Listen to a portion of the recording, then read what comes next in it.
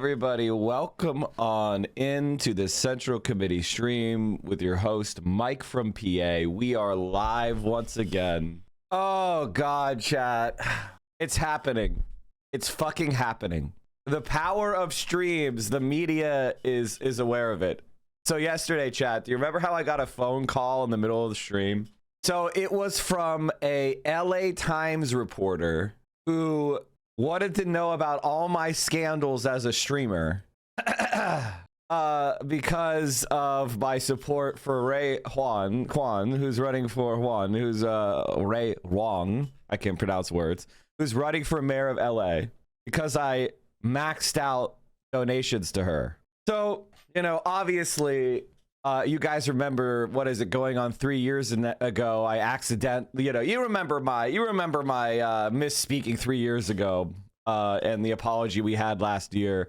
And so I was like, they seem to be reasonable. They didn't seem to be a bad guy, but I guess we'll have to see. But it is weird when somebody calls you about like a really old streaming clip that came out of context that was promoted by Zionists, and you're like, okay, buddy. It is all, it's, how do you put this? It is fascinating to me that the scrutiny that is put into Twitch streamers is far greater than what is put into even like legislators, right? And I think that's kind of bad for society, right? I think it's overall bad for society that the mainstream media is so intent on protecting their influence and power, which is dead. It's not coming back. That they want to treat the political commentators like myself like we are, running for political office, or try to undermine our influence. I'm not saying that's what this guy's trying to do, but it is a little bit weird. A good journal makes you feel like they hear and understand you, Mike. If they're good, they won't be contentious. Oh yeah, absolutely. I understand. I know journalists. My mom was a newspaper editor. Like, trust me, I don't trust them. I understand what they are. Like, I'm not confused, okay? Like, I don't hold any mythical beliefs around the journalist profession, because there is none. And I actually think it's quite problematic that Americans hold those ideas, because they're not accurate. And journalism in this country is a degraded profession. Why is the FBI and CIA not controlling Twitch and turning it off? I think there is a lot of bureaucratic inertia in the sense that people will... I think the ruling power thinks that the people will react more harshly than they actually would. So they're kind of scared to cross that Rubicon. You know what I mean? But they totally could. I don't think anybody would care at all, quite frankly. I'm just glad that bureaucratic inertia and their own, the sense that wouldn't be supported is keeping them from doing it. Because thank God, because there's nothing that would stop them. Also, it's May Day, so that's good. They don't see Twitch as a threat. Incorrect. They absolutely do. They absolutely do. They also think that TikTok is a threat, right? But they had an angle on. They had, it's complicated, right? Things are not completely coordinated.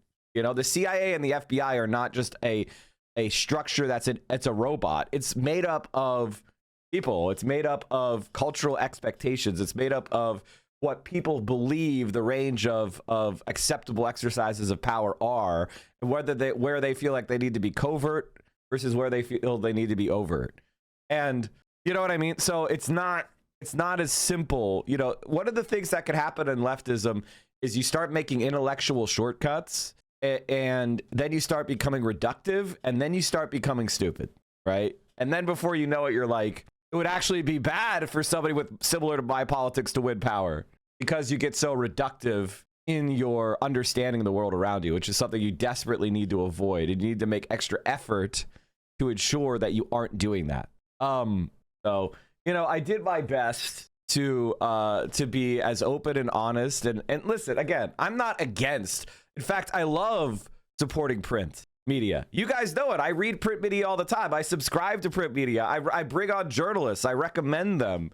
I've helped Ryan Grimm. I've helped Taylor Lorenz. There are many. Dave Weigel has been on the street. Like, there's all these major journalists that I have tried to promote and protect and assist and at work as a source for. Like, I'm not against journalists, but whenever somebody's like, hey, I'm going to bring up a scandal of yours relating to because you donated to a politician, it's like, are you planning on doing that for everybody who donates to Karen Bass? Are you going to go through every single person who donated to Karen Bass and try to go after them? No. What a surprise. But maybe I'm wrong. Maybe they will. Hasan had a really good take on Platner. He came up with a good phrase, you should steal. A far better choice to vote for. So we're doing away with the old method of operating with what some people like to call pundit brain. We're doing away with the old method of not voting for who we want, but voting for who we think others would likely vote for. And that's what Graham Platner has demonstrated. Now, of course, you can even see some of my chatters putting DSA pundit in the chat. Some of my chatters putting DSA pundit in the chat. PA Grande right there. Son of a... Oh, by the way, we have a morning hype trade. Thank you guys for supporting the stream. I appreciate you. He goes to fucking... He becomes Hasan from PA and then he steals my entire flow. Mike, are you going to be glazing Prince Charles in here today? For tomorrow's news should be your new slogan. Yeah. If you want to see what everybody's going to be saying in 6 months, what Hasan is going to be saying tomorrow, then you should watch my stream today. Anyway, not as sketchy. We'll figure it out. We'll workshop that. What was I saying? Oh, I was thinking about, talking about prison abolition soon because, I've said I'm not a prison abolitionist, but and the reason why I say that is because I'm being completely honest because I've studied it so much. And the problem that, the problem is that I don't agree with, the rhetorical strategy. I just don't agree with it. Now, I could call, based on what I believe, I could call myself a prison abolitionist. But the problem is that the prison abolitionism movement is not a programmatic movement. And therefore, what I mean by that is there's not actually like a plan, right? It's more of a critical movement of our status quo. It doesn't actually mean prison abolition. So I find that to be a bad form of argument. I could talk about it more. The problem is, like, many people who talk about prison abolition think it means what they think it means, which is oftentimes how a lot of like liberal movements are currently configured, which is like, it doesn't actually have a programmatic element. It's just something you say to be part of a affinity group or to position yourself relative to the status quo. I don't like that. I believe in programmatic leftism, which means I believe we should have like, oh, we're going to do X, we're going to do Y, which is going to result in Z. You know what I mean? Like, I don't like saying I support this fuzzy, other than like socialism or communism or something like that. That's fuzzy, right? But I don't spend a lot of time in the fuzzy space because to me it's boring. Fantasizing and just kind of imagining, I don't find that fun, to be honest with you, about like the future. I like to talk about programmatic ideas that we can execute, which is like, again, a difference in orientation that some people have. But the problem with, prison abolition as a rhetorical argument is that there's basically 3 different ways that people approach the term prison abolition. The first is it's just radical reformism. And they all coalesce around one major problem, okay? And the major problem is what people term the dangerous few, okay? What the fuck does that mean? The dangerous few. Well, the problem is that there are some people that all of us could think deserve to be in prison, or we wouldn't want walking around our community. Think child molesters, think serial rapists, think murderers, think domestic abusers, think about child abusers, think about just like really, elder abusers, think about vicious, completely uncontrolled paranoid schizophrenics with violent tendencies. Like, there are people that we could all imagine and go, I don't think it's a good idea for them to just walk around, right? Like, clearly they should have their freedom in some way restricted, right? Maybe they could go to a mandatory rehabilitation community. That's a prison. right? If you are forced to go someone against your will because you violated social norms or laws, that's a prison. Okay? Every other rule, every other description of that facility is just, it's blathering. And so that is, the problem of the dangerous few is an unresolved issue in so-called prison abolitionism. And I think that the problem with that is, if you talk to somebody who's uninitiated, they're going to say, okay, this is not a serious idea, because it doesn't have because all of us intuitively understand that those people exist. Those people, cause harm in our community, and you're not addressing the argument. And there are 3 ways to deal with it. I'm not going to get into it more, but let's just say that I could. What I want you to understand is, I understand what prison abolition is. I've studied it extensively. I know what it is. And like many anarchist arguments, that's where it comes from, there is major programmatic faults. It is an imagining, not a policy set. Unless you mean it in the sense of like, I want to I just want to reduce the prison population by 90% or whatever, which I would agree with, right? Like, if we could reduce the prison population by at least from 50% to 90% based on like policy changes, I'd be in favor of that, right? Like, because I think we imprison too many people in America, but that's not abolition, that's reform, So that's kind of like the problem. That's why I don't call myself that, because I just think it puts you in these positions of like defending a non-programmatic theory set, and I don't like that. Like, I don't think that is actually useful in persuading people. Now, maybe you disagree, that's fine, but honestly, I could call myself an abolitionist. Like, there are people that have my exact policy set who call themselves an abolitionist. So, maybe I should call myself that for woke points or something. But I think it's better to be very clear and precise with what you want to do. A lot of prison abolitionists say the community who is harmed decides the punishment. I'm not even going to get into this. I'm not even going to object.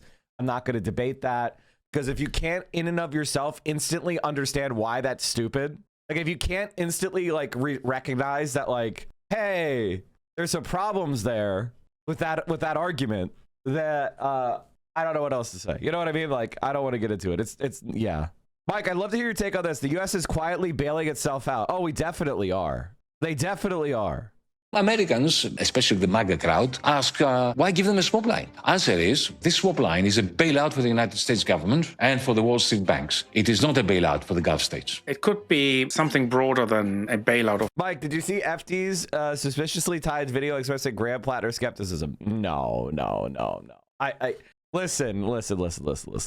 This is how I generally feel. I am not here to go out and hunt around for takes that I disagree with left-wingers who, even if they're being completely honest with themselves, they're not really involved in the, you know what I mean? They're not really involved in the race, right? And it's fine. You're allowed to be like, hey, I have no interest in the main Senate race. I feel that way about the Texas Senate race. You're not going to hear me talking much about James Talrico because he's a Liz Smith candidate. He's a Pete Buttigieg. He's a John Ossoff. Like, I just don't have any interest in supporting my political enemies. However, I think it would be good for him to beat the Republican, right? So in net, the best thing I could do about James Talrico is not talk about James Talrico, right? Because the more I talk about James Talrico, the more it's going to be a problem, And I think for my goals, it's not currently useful to do that. Well, I mean, those public schools I was talking about earlier, they were funded by the oil and gas industry. So I owe everything to this industry. And a lot of people in South Texas would say the same thing. These are some of the best jobs you can get. Right. And they are keeping whole families afloat. And so the idea that politicians in Washington think they can just eliminate this industry, eliminate these jobs, it's something we're going to have to fight against. Something we're going to have to fight against in our own party. And I'm a big fan of the new renewable industry that we got in Texas. We're now #1 in wind and solar, which is awesome. We need everything. Yeah, I mean, Texas was a leader in energy in the 20th century, and I want us to stay a leader in energy in the 21st century, in the 22nd century. Like I want us to build on this expertise that we have. But it's gonna take an all of the above approach. It's got to be oil and gas. And it's got to be renewables. It's not an either or choice. And I feel like too many people in our own party, talk about eliminating oil and gas, and it's just one. Well, I mean, those public schools I was talking about earlier, they were funded by the oil and gas industry. So I owe everything to this industry, and a lot of people in South Texas would say the same thing. These are some of the best jobs you can get, right? And they are keeping whole families afloat. And so the idea that politicians in Washington think they can just eliminate this industry, eliminate these jobs, it's something we're going to have to fight against. Something we're going to fight against in our own party. That's true. And I'm a big fan of the new renewable industry that we got in Texas. We're now #1 in wind and solar, which is awesome. We need everything. Yeah, I mean Texas was a leader in energy in the 20th century, and I want us to. I'm sorry, Chad. I didn't realize it looped. Because it was such pablumist bullshit, politician-y nonsense. I'm sorry, guys. Like, this guy is not a leader. He's everything that's wrong with politicians. It's a joke. He's a panderer. I don't know what else to say. You know, like, it's embarrassing. And we can't have a Democratic Party that's full of this kind of shit. Like, this is just an embarrassment, man. I don't know what else to say. Very low engagement.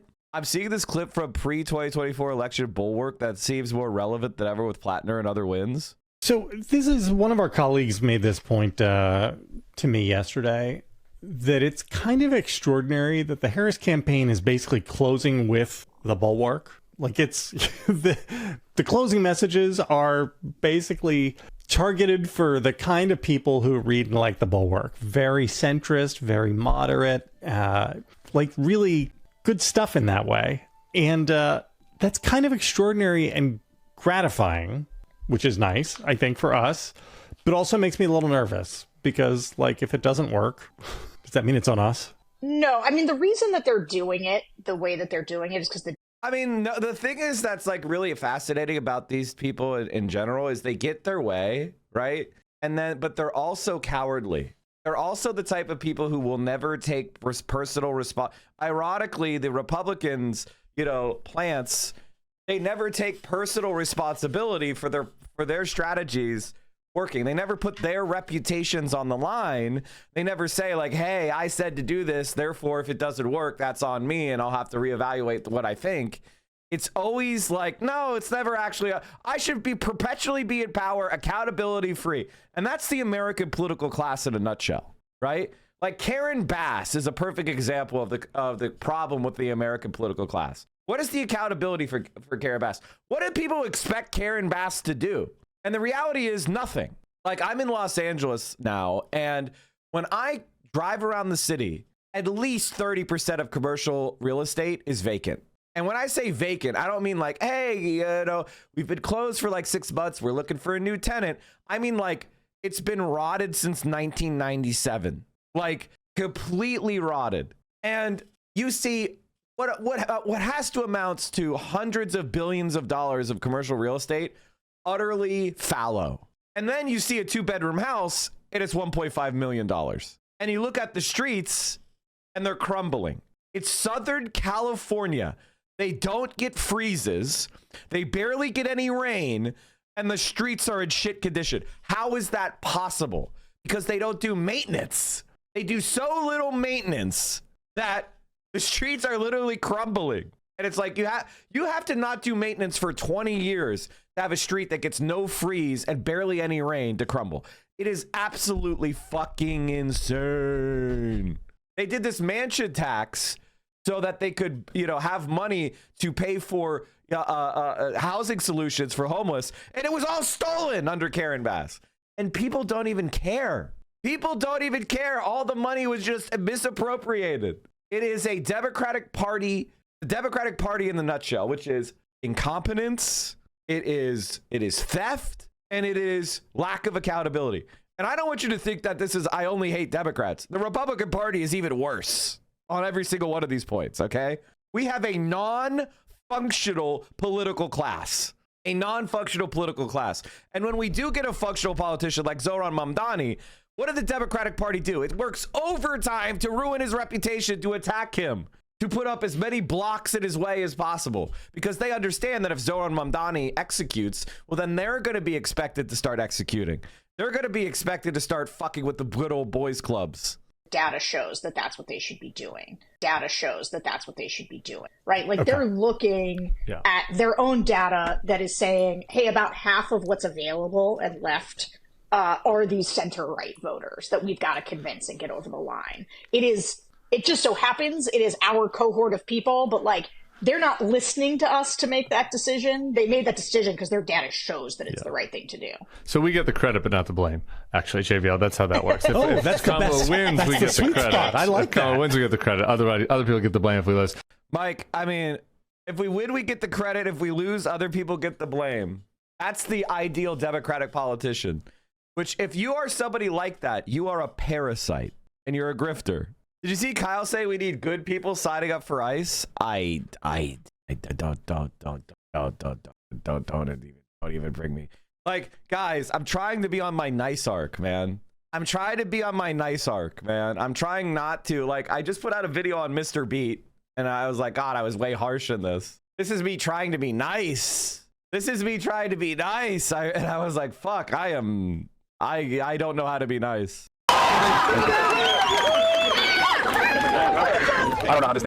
I want to say this, chat. Like, the idea that Hasan could show up with basically no notice for a congressional primary with an unknown candidate, and I love Chris, but he's not like a big name, right? He's an unknown candidate, and hundreds of young people, diverse young people, will show up for that rally is absolutely fucking bonkers. That's bonkers. And I don't know that there's any other.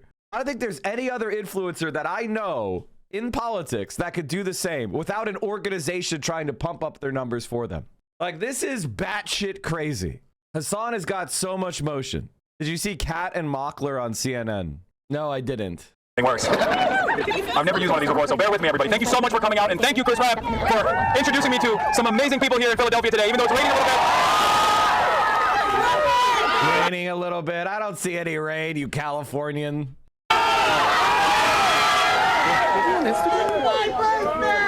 Happy birthday. I tweeted about that, chat. That's what I was getting. That's what I was madly tweeting. Last week, I got a $9,000 bill for a hospital visit. We're going to talk more about Chris today. I got a $9,000 bill for a hospital visit from last year. I called them up and they said my insurance decided not to cover it. Why? Because Aetna could just decide they're not interested in covering something, and then you're left with an inflated bill to pay. Yeah, that's called the free market, right? And you're left with inflated bill to pay out of pocket after the fact. This is in addition to the $2,000 bill that I already paid. They just don't want to cover it despite me paying a monthly premium. Meanwhile, illegals get free health care. Honestly, fuck you, Aetna. I'm gonna do everything I can to destroy you. Why was it illegals? That's not true. That's not true. That's not true. I said, look at these scumbags protecting corporate power by attacking powerless immigrants. A health insurance corporation fucked you.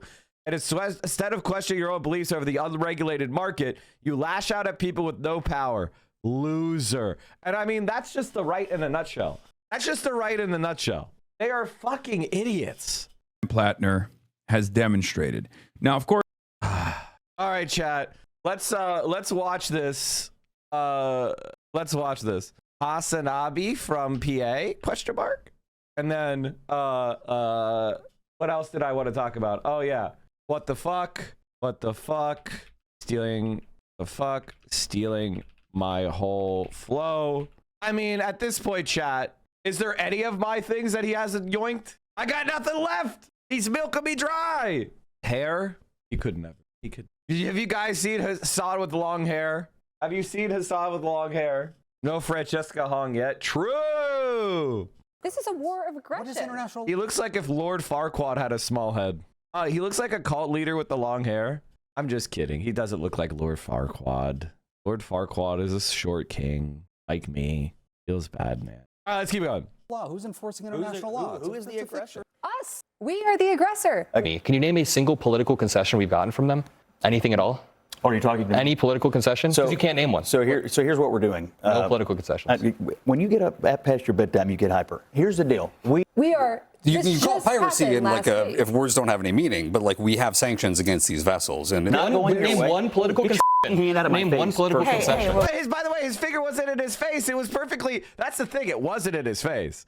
Like in Adam's defense, he's sitting perfectly straight upright, and his finger wasn't in his face. His arm was pretty far back. Like if Adam was in his face, that would be one thing. Like I would be like, hell yeah, but it just wasn't. He's leaning. Like look, Adam is perfectly upright and vertical, and Scott's leaning in. Which, by the way, standing perfectly vertical when someone's leaning into you, Adam kind of mogged him a bit. By the way, this is why I'm not on CNN, because every clip would be me doing this. Honestly, I would probably get into a fist fight on CNN. Good evening. I'm Abby Phillip in New York. Tonight, a new question. Just how popular is this war with Iran? President Trump says that the war with Iran could take days at first if he wanted to, but then he said it would be weeks. And now he says that now that it's carried into its third month, despite higher gas prices at home and plummeting polls at home as well, Pete Hegseth is saying that America is right behind the president. When I talk to Americans, and especially when I talk to the troops, they are grateful for a president who has the courage to take on this threat after 47 years of what Iran. So yesterday, chat, we showed you how an Iranian F-5 penetrated American and Kuwaiti air defenses, bombed an American base, destroying multiple high-value installations. And then the Kuwaitis reacted by panicking and shooting down 3 American F-15s. I said it to my dad. I asked my dad about it, and he said, he said, these Kuwaitis shoot down our aircraft and don't shoot down the Iranians. Whose side are they on? I was laughing. And this is actually, this is really funny because, you know, I've talked to my dad, you know, as he was a fighter pilot, is an F-15 fighter pilot and an F-4 pilot. And he was telling me that in the first Iraq war, the first Gulf War, which was, you know, supported by literally every country, basically, when the United States tried to work with Saudi Arabia, the Saudi Arabian fighter pilots didn't know how to use their planes, and they had to be over the microphone. Like they had to explain to them how to what buttons to push, what switches to flip, and like how to shoot their weapons. And they'd have Saudi princes that were flying in these F-15s, and they would see like an Iraqi fighter jet, and they would have to they had to walk them through shooting a missile because they wanted to be the shoot down pilot or something. Like these Gulf states, their militaries, they may look impressive on paper, but they are actually completely ineffective and they're completely incompetent. And there's multiple. This is now the second story we've heard of how incompetent they are. The first is that apparently the air defenses, like the Patriot batteries and the other air defense systems the Kuwaitis, the Saudis controlled, were on auto fire mode. Meaning they were just they just shot all their missiles without figuring out where they were going, if they were a threat. They just fired their most expensive Patriot missiles at cheap small drones and shit. Like they just had everything on auto fire mode because they didn't know how to use the systems. And now we know about the Kuwaiti F-18 that shot down 3 American fighter jets. Again, because they barely know how their systems work. And so this has always been the way it is. American puppet militaries always look really big on paper, but they're always in a competent grift. And they steal billions and billions of dollars for these fake militaries, whether it was South Korea, South Vietnam, the Iraqi army, the Afghan army, the Gulf states. Like they're all terrible. That Kuwaiti pilot knew how the Hornets weapons work. No, he didn't. No, he fucking didn't. He didn't know how to discern friend from foe. He didn't understand the friend from foe system. He just saw a plane and shot a missile at it. He didn't know what the fuck he was doing. Now, the real ghost of Iran, they flew an F-5 into Kuwaiti airspace and bombed our fucking base with dumb bombs. That's incredible. Mike, what was your dad's call sign? I feel like it's not my... I feel like it's, for some reason, it feels like it's not my thing to tell you. You know what I mean? I feel like it's something he has to tell you. Like if he decided to tell you that would be cool. But it just feels wrong for me to be like, oh, it was this. You know, I didn't earn that, right? You know, it's his call sign. Now, my dad was the ultimate Cold Warrior. He got in after Vietnam and he left in 96. So he didn't do shit. He just sucked up the retirement, and then he went and flew as a union pilot for United Airlines. Nothing happened in 91. I mean, I don't think the first Gulf War, which he didn't fight in, by the way. We were in Japan at the time.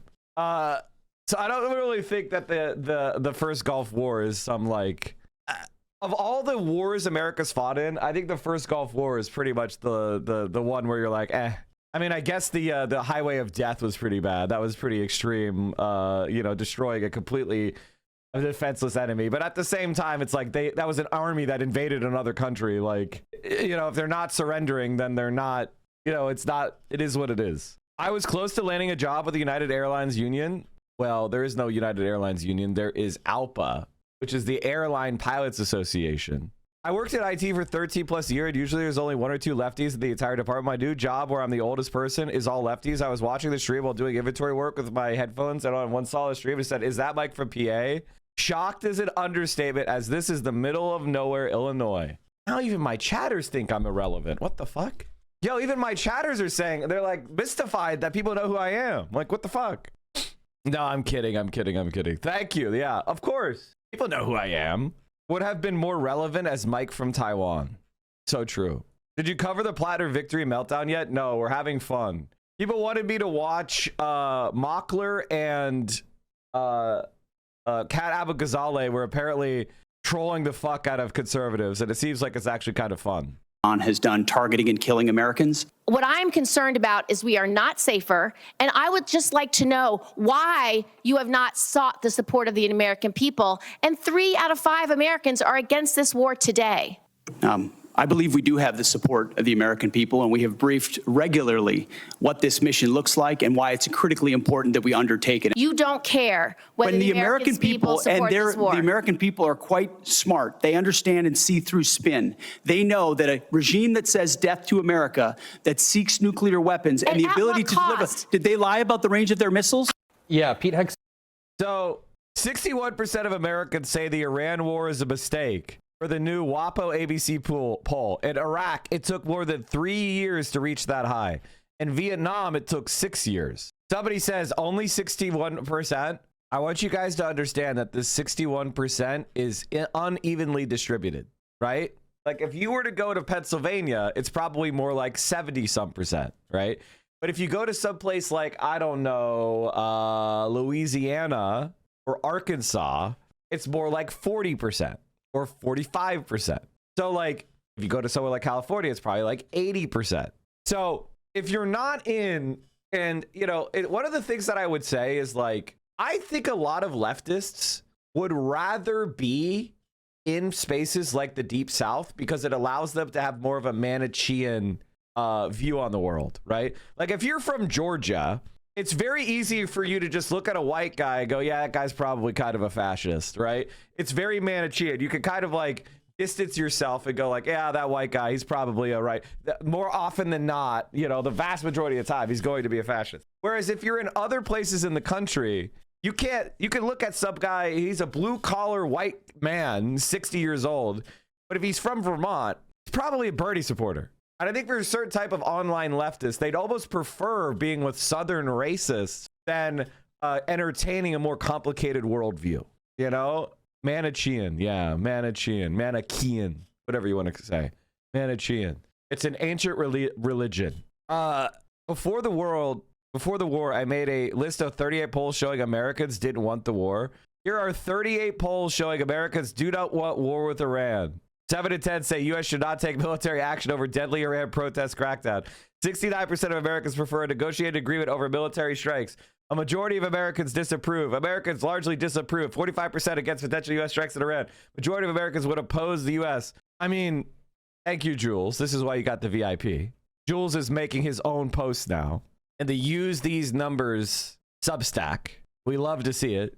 And anyway, what was I saying? The fact, if you see something cresting 60%, that means everybody normal is against it. Okay? And the only people that are not against it are old as fuck, weirdo conservatives, predominantly from the Deep South. And they don't get a lot of they don't have a lot of presence on social media. They don't have a lot of presence on mainstream media. But there is a hardcore, bubble of extremely far-right people, mostly in the Deep South. And so that's going to prevent anything from real, like the Republican Party's baseline number is probably around 30%. It can really never go below that. Once you're below 40, then you're running into like hardcore right-wing Republicans disapproving of something. Seth wasn't acting macho. He was playing a macho person on TV. He is not actually macho. We are dealing with a war that is failing on a daily basis as Donald Trump has taken his machismo? Because he was performing. It was a performance for Donald Trump. Didn't you know? I was wondering. Donald Trump. You're out there pumping up. Donald Trump is very impressive. He's taken his two largest campaign promises, no new wars and lower prices, ending inflation, and he's messed both of them up. He started a new war that spiked inflation, and now this war is actively failing. An interesting statistic is that Americans have spent collectively $23 billion extra dollars on the gas pump. And that's money that could have gone towards daycare, towards childcare. We'll sit here and you'll laugh at Americans spending money, but the reality is we are failing this war. The purpose of a war is to extract political concessions from the enemy. Can you name a single political concession we've gotten from them? Anything at all? What are you talking about? Any political concession? Because you can't name one. So here's what we're doing. No political concessions. When you get up past your bedtime, you get hyper. Here's the deal. I didn't hear a political concession. All right, let's not have a clear issue here. You're shaking, bro. We have a clear issue here. No nuclear weapons for the largest state sponsor of terrorism. Okay. The thing about that is Israel has nuclear weapons, right? And the largest state sponsor of terrorism is Israel. And the terrorist organization they're sponsoring is called the Israeli Defense Force, right? They are objectively doing the most terrorism. And if you're like, well, Mike, that's not true. What about Sudan? What about other, genocides happening? They're all supported by Israel. They're all supported by the Gulf states or by American allies. So, like, what are we saying here? You're distracting from one Western-aligned genocide to go to another Western-aligned genocide. In the world. Period. Full stop. The president believes... And by the way, even if Iran... Let's imagine the world where Iran gets nuclear weapons. Let's imagine that world. All that does is ensure that the United States and Israel cannot attack Iran, except for the risk of a nuclear escalation, right? They can't do that. So they're focused on preventing Iran from getting nuclear weapons because the moment the Iranian state has nuclear weapons, it can no longer be attacked by Israel or America without risk of nuclear escalation, right? And you can see that with North Korea. What is North Korea doing with their nuclear weapons? Are they threatening international shipping? I mean, a lot of international shipping is right off the North Korean coast or within a couple 100 miles. Are they threatening Japan? Are they blackmailing South Korea? Are they forcing anything to happen other than, hey, you can't attack our country? What exactly is North Korea with a nuke mean?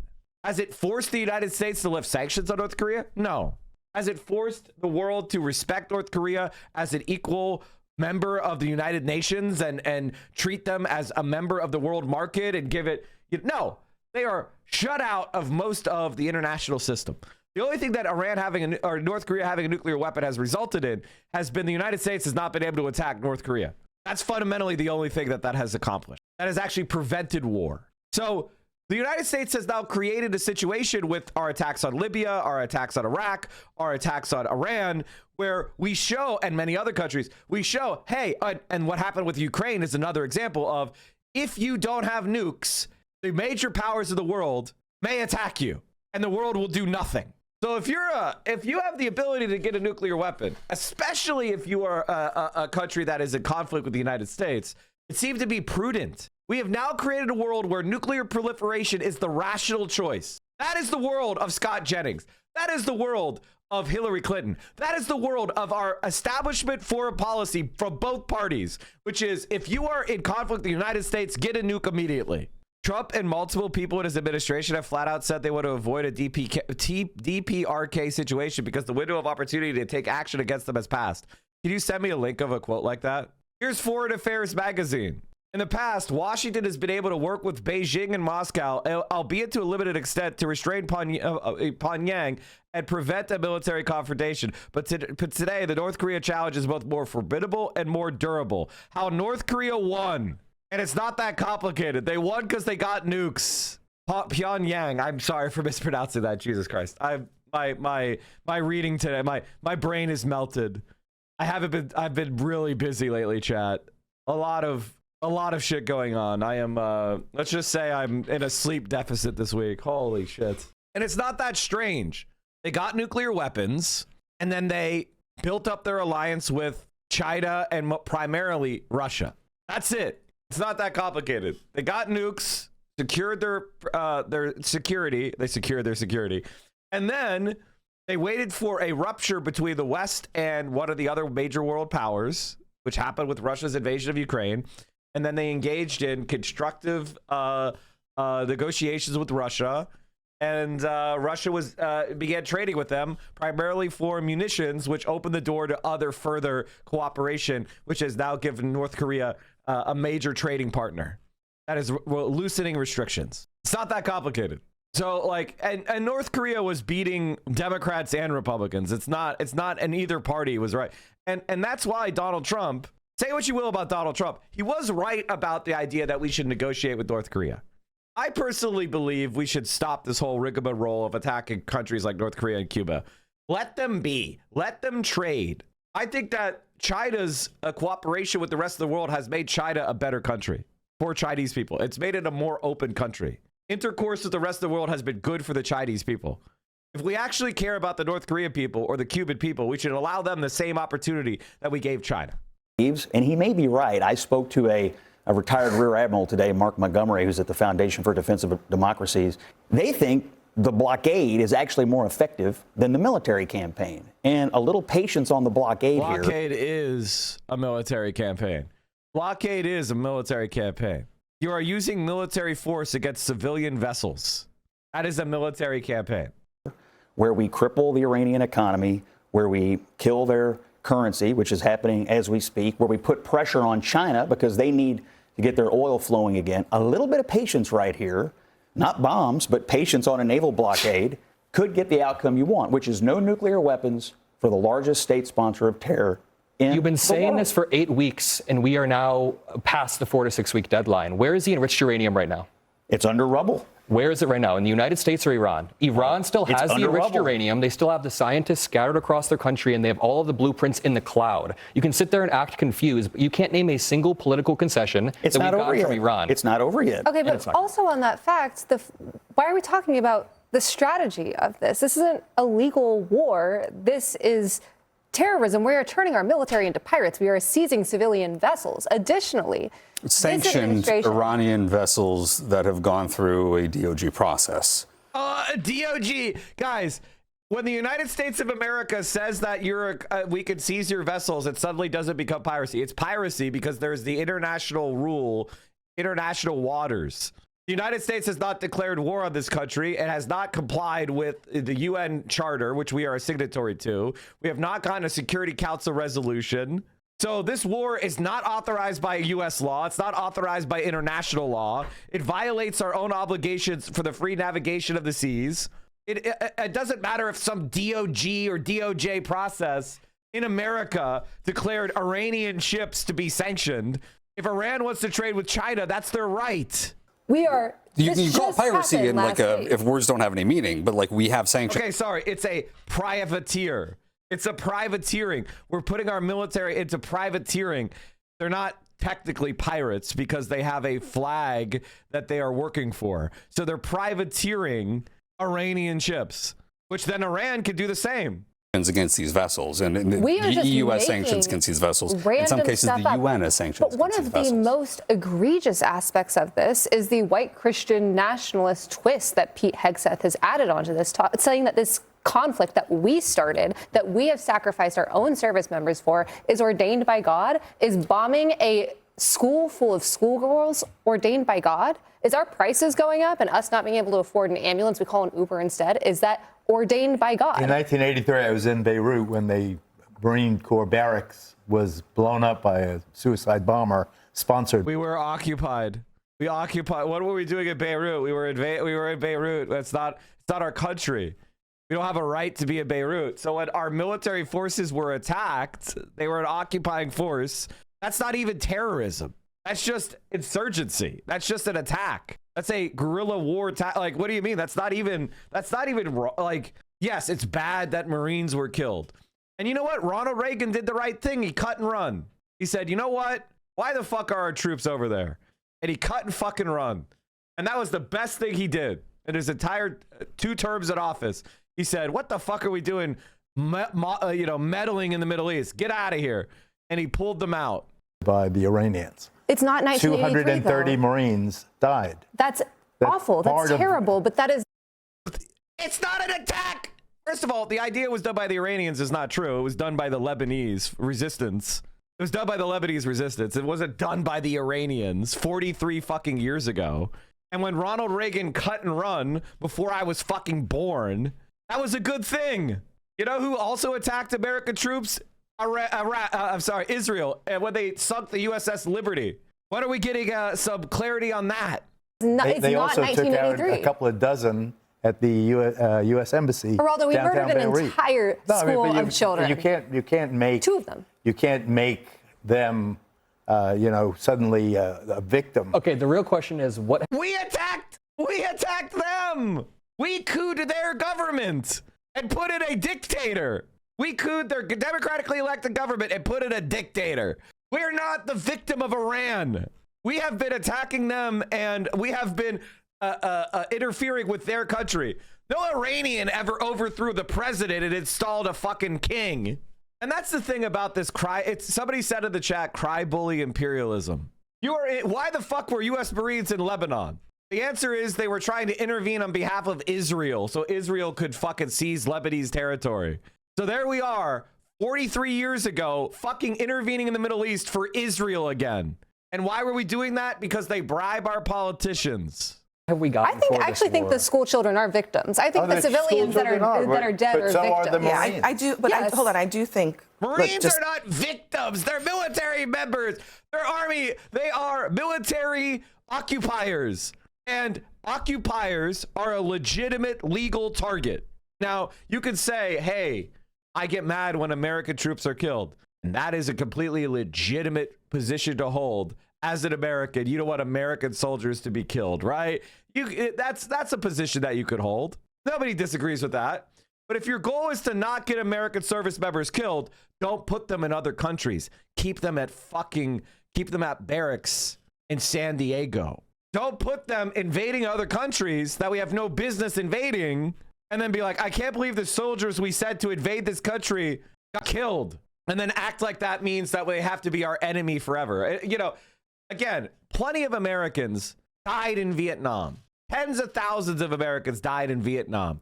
Hundreds of thousands more were severely wounded.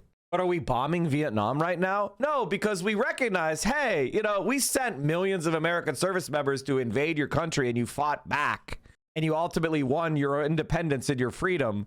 We're not going to consider ourselves victims for invading your country and losing. Okay. And we have made peace with Vietnam and we cooperate with Vietnam and we have good relationships with Vietnam, but they killed the fuck out of American service members when we invaded their country.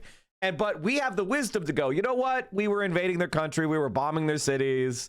We were attacking them. We were sanctioning them. They were defending themselves and that was lawful under international law. And fundamentally, since we're no longer fighting them, we can make peace, which is good. It's good that we said, hey, you know what? Invading your country was a bad idea. Let's have good relations again. That is good. And you know what? Vietnam being communist, us being utterly defeated and humiliated in Vietnam, are having our military run away with its tail between its legs, having our puppets smashed, ultimately was a good thing for our country. We stopped sending millions of young men to be killed and maimed and to kill and maim innocent people over there in Vietnam. And now we have a good relation with Vietnam. We trade with Vietnam. Things are fucking great. You can travel to Vietnam. Everything's great. It's an awesome relationship between the Vietnam and the United States. But the United States had to be defeated first. It had to be crushed by the Vietnamese resistance. Some of the Vietnamese resistance was an underground resistance group of insurgents in South Vietnam. And some of the resistance to America was a uniformed military, the North Vietnamese army. But fundamentally, all of us could recognize that as long as Vietnam isn't attacking our ships, isn't attacking our citizens, isn't kidnapping people, isn't doing attacks, Since we stopped attacking them and we normalized relations, things are back to normal. I think we should do the same thing to Iran.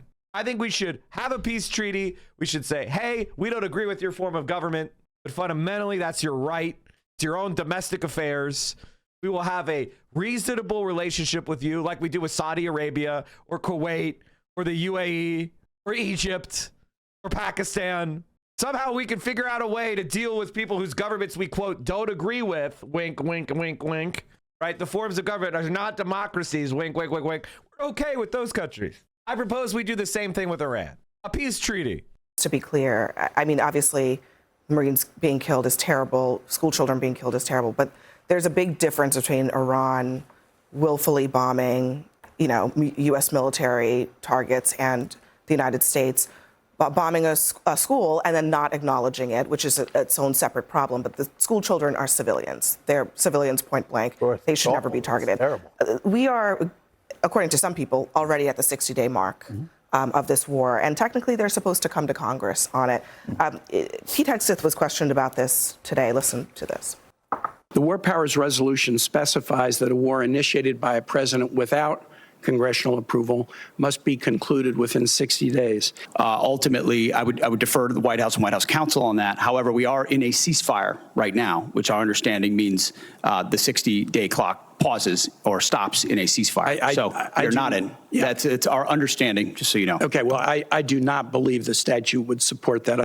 I mean, that was essentially how the Obama administration interpreted the statute. And Republicans disagreed with it at the time. 100%. I think it would be cleaner. So just to be clear, it'd be a good act of constitutional hygiene, and it's not you need to conclude within 60 days. You need to conclude or have authorization from Congress within 60 days. Exactly. So they could come to Congress and get authorization. Why not? Or they could challenge the statute, which, as somebody who has either sponsored legislation to repeal or reform every extant authorization for the use of military force and to reform war powers more broadly, I also have to confess the War Powers Act of 1974, the constitutional underpinnings of that are shaky. It may not hold up. Maybe so. Yeah, the constitutional underpinnings of that are shaky in the sense that it's probably illegal for a president to fight for 60 days without congressional authorization. The Constitution should probably not permit a president to engage in any offensive attacks without a congressional authorization. The War Powers Act is probably too weak of a restriction on presidential war-making authority, right? But it's the law of the land, and it has not been Congress challenged. has the power of the purse. And this is the reality, is that if Congress continues to authorize the Department of War, if they continue to pass the National Defense Appropriations Act, they continue to do that. That will They're not going to shoot down the Defense Act on the basis of a war that Donald Trump is starting. Why would we shoot down all of our defense? The National Defense Act. The National Defense Act comes up once a year. I think it's probably this year. It's usually toward the end of the year. They also are requesting a supplemental before. Right. They're requesting a supplemental, but they haven't actually done that fully yet. And I do think it raises the question, do they just get to pause this thing whenever they feel like it, even though there is an active blockade? And a blockade involves the U.S. military threatening with force that if any act of war. Yeah, it is considered an act of war. So how does that not count? I think that interpretation, however, is subject to reasonable acceptance interpretation. If indeed, wait a minute. Using the American military, which costs money, by the way, I don't know if you know this, chat, but if you have your ships in active military operations, they're expending money. Which the power of the purse comes from what branch of government? Ding, ding, ding, ding, ding. They're right. Congress. You're right. It's the Congress. So in order for this military operation to proceed, there has to be an appropriation of funds. And an appropriation of funds to do what? Military operations against the other sovereign state. Which is an act of war. That's a war. That's a continuation of a war. That means we are having a war. There's no interpretation to be had. It's straightforward. There is a ceasefire. Don't you want to encourage the ceasefire? Don't you want to encourage this peace? Yeah, but there's also a naval blockade, which is by definition not a ceasefire. But also, we're talking legalities when it comes to war powers and all this. This is bird law. Who the fuck is this moron? Who the fuck is this moron? Who the fuck is this moron? He's constantly saying blatheringly stupid bullshit. Right? It is not governed by reason. You can't get. No, it's always something. What do you mean? Fans here. Come on, can I just take it back? Wait. Who? A mega lol? But take it back. Wait. What do you mean by bird law? I mean, when we try to apply like normal rhetoric, normal logic, normal dictionary definitions. As we do in a democracy. Like, we're not Iran. We don't get to just like ignore the law. The international legal repercussions, right? If we're talking about that, what international legal repercussions? This is a war of aggression. What is international law? Who's enforcing international law? Who is the aggressor here? Us. We are the aggressor. By the way, what is international law? So an American constitutional. Okay, so first of all, what is international law? Well, the answer is the laws and treaties that the United States is signatory to that are customarily accepted as international law. That's the short answer of that. So what would be an example of international law? Well, the statutes for free navigation of the seas, which are treaties the United States have signed. When the United States signs a treaty and it's ratified by the Senate, it's considered to be the law of the land on par with the Constitution, meaning treaties supersede legislation. They are the highest form of law. So that's what international law is. Sir, Against we launched Iran? this war. Yes, Okay. just because Iran exists. Did all of U.S. history exist before the last 8 weeks to you, or just... It started on February 28th. The United States of America was an aggressor against Iran since 1953. Listen, we all know. I mean, honestly, they have been at war with us for 47 years. We all know that Scott Jennings is more than happy to defend a war with a country that starts with the letters IRA that we are currently failing, that is going to put us trillions and trillions of dollars more in debt. I was only a few years old while you were in the administration defending prior endless wars. Now this war is failing. 8 weeks is endless to you? Okay, you said it was going to be 4 to 6 weeks. You have the attention span of a gnat? Is that what you I have? debated you on TV 4 to 6 weeks ago, and you said we were weeks away from it. Now you're making condescending remarks because you can't defend the fact that this war is not going your way. Wait, one more time. Name one political concession. Name one political concession. Honestly, I'm not going to have this guy's in my face. Everybody, hang tight. Honestly. Okay. No, everybody, calm down. Okay. We're having a debate. You can respond to the points that he's making. Can you name a political concession that we've got? I just had a flashback to the war the skinheads had in my studio. I would be mad if Well, he just asked him to name a political concession, and he had a little meltdown to distract from the fact he can't answer the question because he's not very bright. I would be mad if I had to defend Scott, you can respond. We have a very simple goal: to keep terrorists and a terrorist regime from having a nuclear weapon that can threaten the United States, our interests in the region, our allies in Europe, anybody else in the world. So you can't answer the question. That is I would get mad too. All right, we're going to leave it there, guys. Amazing. Fucking amazing. All right, chat. Ladies and gentlemen, boys and girls, NBs, we have ourselves a wonderful day today, which is Blue MAGA meltdowns and Hasan stealing my entire fucking flow. This is just Mike from PA vindication day. Oh, the AFL-CIO has endorsed Platner? Yeah, well, exactly. I mean, this should not surprise you. You know, they even had the things printed. Did Zoran Mamdani endorse Kamala Harris? I'm pretty sure he did, but maybe I'm wrong. I'm not sure about that. Great messaging from Platner for Wine Moms if you haven't seen it already. Oh. Well, first and foremost, I think we need to understand that the Democratic Party needs to form a theory of power. I don't think it's had one for a long time. It's had a theory of management. The Republican Party has, which is one of the reasons why we find ourselves in these straits. With a theory of power, you have to define the end state. What is the goal? What do you want to use your power in the service of? And then, how are you going to craft the policies to get there? And more importantly, build the political will and the political power to make those policies a reality. Something we're going to have to do if we're in the majority. We need to use the power we get to shut this White House down. We do that, I think one of the best ways is through committee hearings and investigations. I want the Trump administration not to function because everyone in the White House is being hauled under subpoena in front of a Senate committee day after day after day. Not just because, one, we have so many crimes to investigate. At this point, we can probably be doing this for the next 30 years. But two, because it's a lever of power. Using subpoena power, bringing people in for investigations, that keeps them busy. And that doesn't allow them to go start another stupid war. That doesn't allow them to continue to give billionaires more and more and more of our economy. And so I think it's very important that if we're in the majority, we're going to wield the power that we have to rein this thing in. I also think, and I'll just be upfront, I don't believe a single U.S. Democratic senator should vote for a nominee out of the Trump administration moving forward.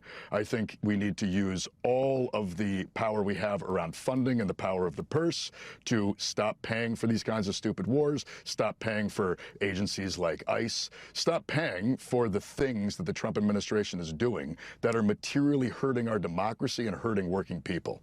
But we need to get people into office who have a theory of power and who understand that the purpose of power isn't just to have it, it's to use it. It's to wield it, and in the service of a long-term goal.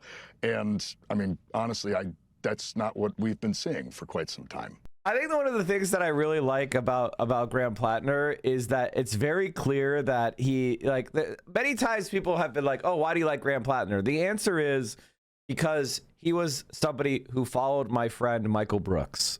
If you don't know who Michael Brooks is, because you haven't been around that long, you know, and that's fine. But the fact that when I found out that Graham Platner was a Michael Brooks fan, I think a lot of my expectations of him changed. I actually think Graham Platner is going to be better than we think. I actually think Graham Platner might do a reverse Fetterman where he's even better than we think. I think he's hiding his power level, but he's hiding his power level in a way that doesn't involve trashing the left. I never hear him punching left. You notice that? He may not call himself X, Y, and Z label, but I never see him punching left. Isn't that an interesting little fact? And that's why I tend to have a lot more. If you want to know why I have more grace for him, the first is we need Abdul to win and we need him to win.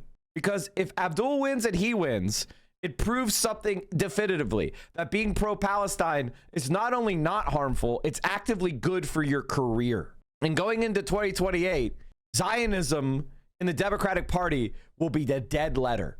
And if you care about the Palestinian people, making Zionism a dead letter in one of the major American political parties is the best shot we've got of actually changing material support for Israel and therefore changing the conditions of the Palestinian people. Like, that's the thing that we as Americans could do the most, is cut off American aid to Israel to rein in Israeli power, because Israel is our puppet.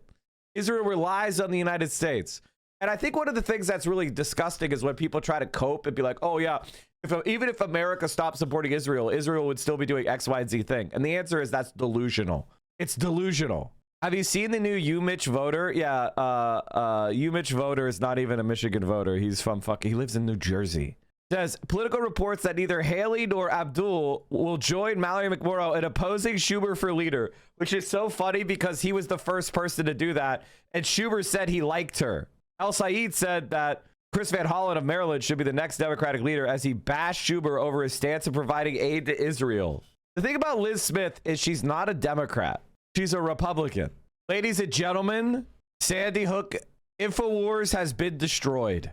And all glory goes to Jesus Christ and our Heavenly Father that leads, guides, and directs us. We are commit ourselves to God in this holy fight, and we are committed. And if God stands with us, who can stand against us? And that's how I close out. So I salute you all.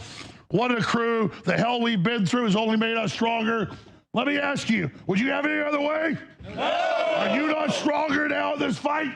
Yeah! I salute this crew and all the viewers and listeners to this fight, and I commit myself to Jesus Christ's hands. Amen.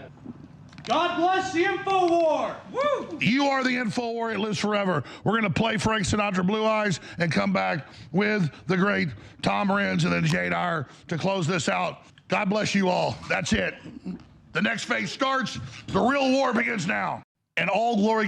Alex Jones announces shutdown of the site after court-ordered liquidation to pay the families of Sandy Hook children. The Onion will take control of InfoWars. InfoWars website has been shut down after 27 years. Goodbye. Utterly defeated. All right, chat. Now it's time for us to discuss Hassanabi Hamas Piker stealing my entire fucking flow. Can someone link me the clip of him calling himself Hasan from PA? He has stolen my entire fucking flow. This is the bluest district in America, or one of the bluest districts in America. Number one. Well, there's two questions that I have for you. One is about something that I was just seeing on CNN right before I got here, doing the classic, like, black people are leaving the Democratic Party alarm bells. They did this with Kamala Harris as well, if you remember, where they were like, I do. And even Barack Obama came out and was like, oh, I guess if you don't want to vote for Kamala, you might be black men, you might be misogynistic. It was ridiculous. Yes. Especially when you look at, like, major swaths of the white male population that's overwhelmingly voting for Republicans. shows over and over again. That's taken for granted. That's never like seen as significant, right? Yeah. So there's a lot of scapegoating of black people in general. Are black people disillusioned with the Democratic Party at this point because Democrats have taken their vote for granted? Well, yeah, but we also show up. You can't be a Democratic candidate for president or for most statewide office and win without black people. You know, there's a rule of thumb in this state that you need at least 11% of the total voting population in Pennsylvania for a Democrat to win. And that 11% has to come from Philly because we're the largest city. Yeah. And this is a black city. So if black folk don't show up, we all lose. But when we do show up, we're not the first at the trough. We don't get the things. So our vote is taken for granted, particularly black women. Because black women are the last true loyal bastion of the Democratic base. Yeah. But black men are not too far below that. So were there younger men of all ethnicities who were turned off or who felt disconnected? Yeah, but that's not based on blackness. That's Hasan like manjaing during the conversation. This is such a quintessential Hasan clip where it's like, we are going to down. Based on exclusion and erasure across the board. And you would see it among white, Latino, black, Asian American. You saw that. But here's the thing. They reached them where they were. And, you know, I'm going to be slammed for even talking to you. How dare I be on your show? How dare I engage you? But there's a double standard because as a black progressive, I can't do this. But Pete Buttigieg, he goes on Fox News. Nobody says anything. Yeah. Fox News is an inherently racist media outlet. 100%. Right? And so that double standard is real. So people need to understand that many of us who identify as I didn't even get breakfast. progressive, we are progressive because we are black. Yeah. And understanding that just inhabiting black bodies is a political act and how it connects to however you choose to define progressivism, that we can't be truly free and have meaningful opportunities if we do not confront these structures that are inherently racist, right? And so that's why I'm a progressive. That's why I'm a democratic socialist. Yeah. Like, it's rooted in my blackness. You cannot talk about any of this without talking about race. I love Chris. Chris is great. And it's good to see him leaning into his left-wing identity, you know? And that is like, that's one of those things that for a lot of people that are in these communities that we have, that may not be significant for you, but we have a growing movement where saying that you are a socialist is actually not only necessary, it's actually a strategy, which means that all of our ideas have become so legitimized in the eyes of many people that it's an asset to a politician. That's fucking awesome. All right, listen to this, chat.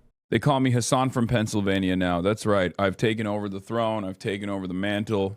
The real Pennsylvania boy is me. None of this Michael from Pennsylvania shit. He's from Taiwan. Going for the clergy. Then he immediately goes on to talk about pundit brain. I'm so mad because I was gonna have Chris on the stream earlier this week, but I just couldn't make it happen for a variety of scheduling issues, mostly from my side. And I was like, I was gonna get Chris on and Mog Hasan again, just like I did with Oliver Larkin, right? But God damn it, he made it to Philadelphia before me, and it's like, God damn it. And unfortunately, I couldn't make it out. I can't currently travel for a variety of reasons, so it sucks because I wish I would be able to make it, but I couldn't. I was like, damn it. I actually have the same exact class interests as the average white person. Yeah, I that's so true. And one of the things that I really worry about sometimes is when in Pennsylvania they'll say, oh, in between Philly and Pittsburgh is Kentucky, and they'll call it Pennsyltucky as a slight to people. I might have said that. All right, so look, that's cool I'm 7 generations Kentucky. But I also do think that we can win in Kentucky. Yes, but here's the thing. We shouldn't have rural communities be the butt of jokes, right? Because like my grandparents were civil rights activists in rural Jim Crow Kentucky. Like, they were doing the work against the Democratic Party because then no self-respecting black person would ever be a Democrat. Yeah.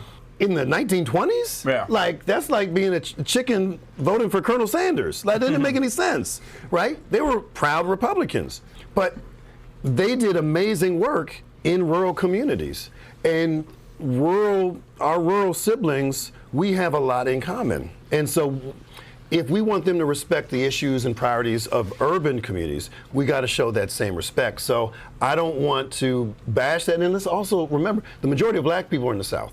Yeah. Right? And the majority of black folk in the North come from the South. Yeah. So our roots are strong. And look, like we're eating the food of this is the brilliance, the culinary brilliance of enslaved people who now all these things are like next level haute couture, you know, high culinary stuff. But it was made by folks who were they didn't even own their own humanity legally. So we gotta connect the dots and find ways to engage folks where the billionaire class seeks to divide us. They're always doing it, and they're not gonna do it but for so long when we organize. Yeah. And I do think that there is a tremendous opportunity to do that right now, especially in this day and age where I'm seeing a lot more frustration from regular lifelong Democrats who never would have considered the likes of Bernie Sanders, who voted against Bernie Sanders, come out and openly say maybe Bernie was right and it was a mistake to vote for Hillary Clinton. We're seeing different versions of that all around the country with these insurgency campaigns, these disruptive campaigns that are a lot more responsive to the needs of the voters. And I think the response that corporate media is delivering is because they're worried about losing their grip on power. They can no longer gatekeep who gets to talk and for how long they talk. Is that why they're afraid of you? I think that's part of it. I mean, look, so you wrote articles, you had a blog in the 2000s. It was called Afro Netizen. Yeah. And if you don't mind, I would love to ask you a little bit about that. Like, what was the overall goal with this blog? Well, 1995, I was 25 years old. It was the year of the internet, right? And people were talking about it. And there started to become platforms towards the end of the 90s. And then there was something called new media, which is the predecessor of social media, right? And they talk about the blogosphere. And there was a lot of folks who were saying, oh, this is the great equalizer. Everyone has access to the internet. It's free. You can do whatever you want. But they didn't look at the power structures. They didn't look at structural inequality to show how sites of privilege just recreated themselves in a new sphere. So I said, well, you know, we were called netizens, citizens of the net. And like, oh, this is this egalitarian thing. And I'm like, no, it's not.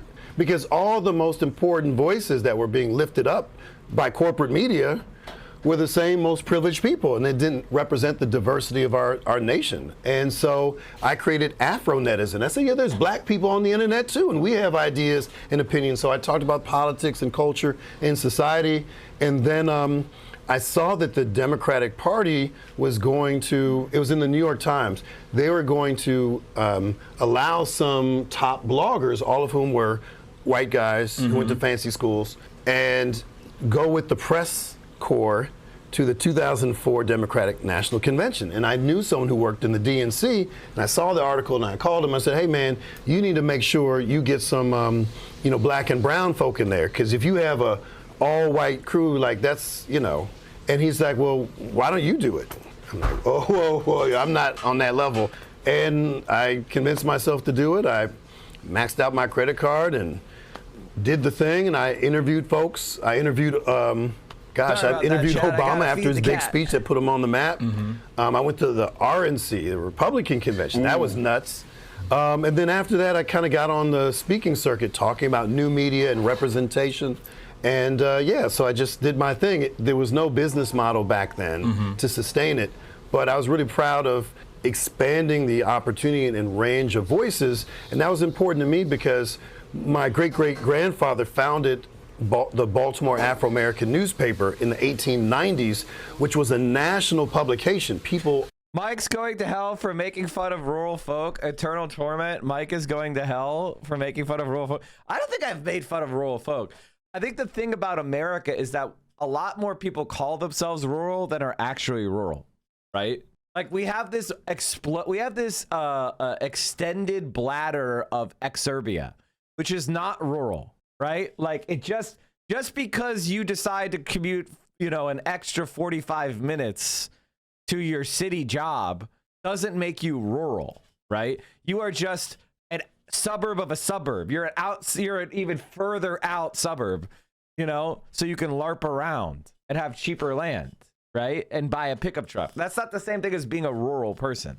You're still fundamentally a suburbanite, and an American style suburbanite, not a suburbanite, you know, of a traditional city. They're called exurbs, I think. We watched a really good video on this topic, actually, from, I want to say it was not just was it not just bikes? Rural LARPer, or was it? I don't remember, or maybe it was City, what's his name? City Geek? No, that's not it. Fuck, what is the account? No, it's definitely not City Geek. What was the guy's account? God damn it. He's one of the urban guys. City Nerd. Yeah, it was City Nerd. These are some of the people that I'm like, I have a lot of things I agree with these guys about. They're just wrong about some very important points, which is like, how do you actually develop a super dense city from where we're sitting now? And they're not right about that. Like, they're just wrong about that. The answer is we need to have state-owned enterprise, and we need to have a massive state-directed social housing program that costs hundreds of billions of dollars. And I think for a lot of these guys, that idea almost seems pie in the sky, like crazy impossible. And currently it is. They're right about that. And so, you know, there's always this like tension between what is pragmatically possible, what is the true bounds of our political possibility, right? So that's always, you know, that's my main disagreements with these guys. I think these things are actually possible, but in order to make them possible, you have to discuss them. Okay, what was I going to say? Oh, yeah. I wanted to show you guys Hasan from PA, the speech. Without further ado, I'd like to introduce you to a young man who, I'm not sure if you're familiar with him. Hasan Piker! Thank you.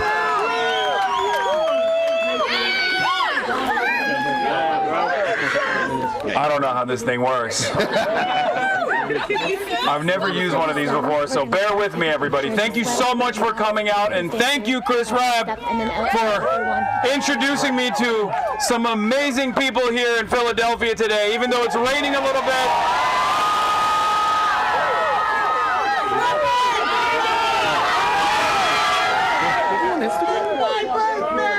Happy birthday.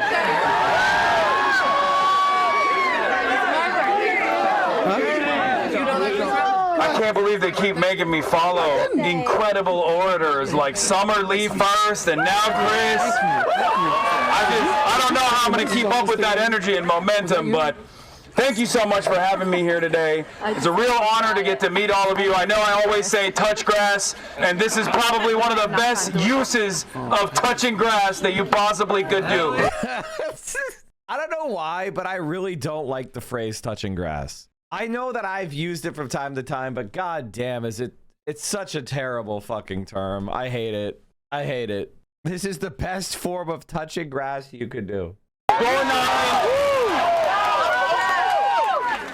knocking, being a part of your communities, talking to your neighbors, spreading the good word, and making sure that we can have responsive politics once again. This is a district that is plus 40 Democrat. It's a deep blue district. And that's why it's one of the more important districts. The reason why is because this is where we run up the numbers. This is a district that we cannot allow to go to a do-nothing Democrat that is gonna... A do-nothing Democrat that can't say what Israel is doing is a genocide.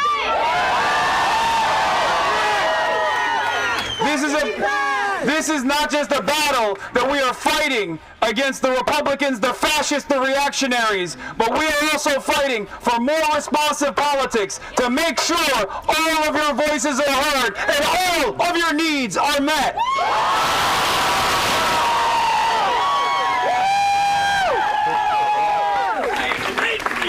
We've all been through struggle. We've all been through the process of going out and door knocking for Bernie Sanders in 2016 and 2020. We've seen the disappointment.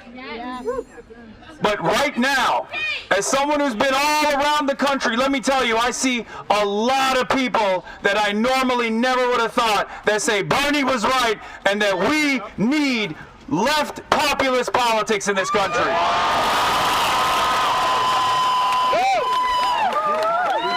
Responsive politics that says no to corporate money, no to corporate donors, and yes to ordinary Americans like you. A politics that will center the working class.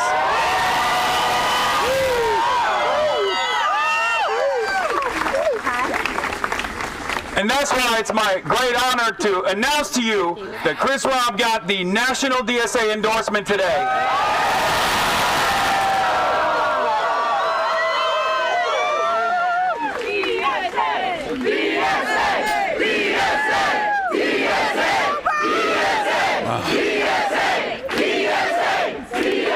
I better get one of those hats too. I got the New York one, but I need the Philly one too now. You got the Philly one.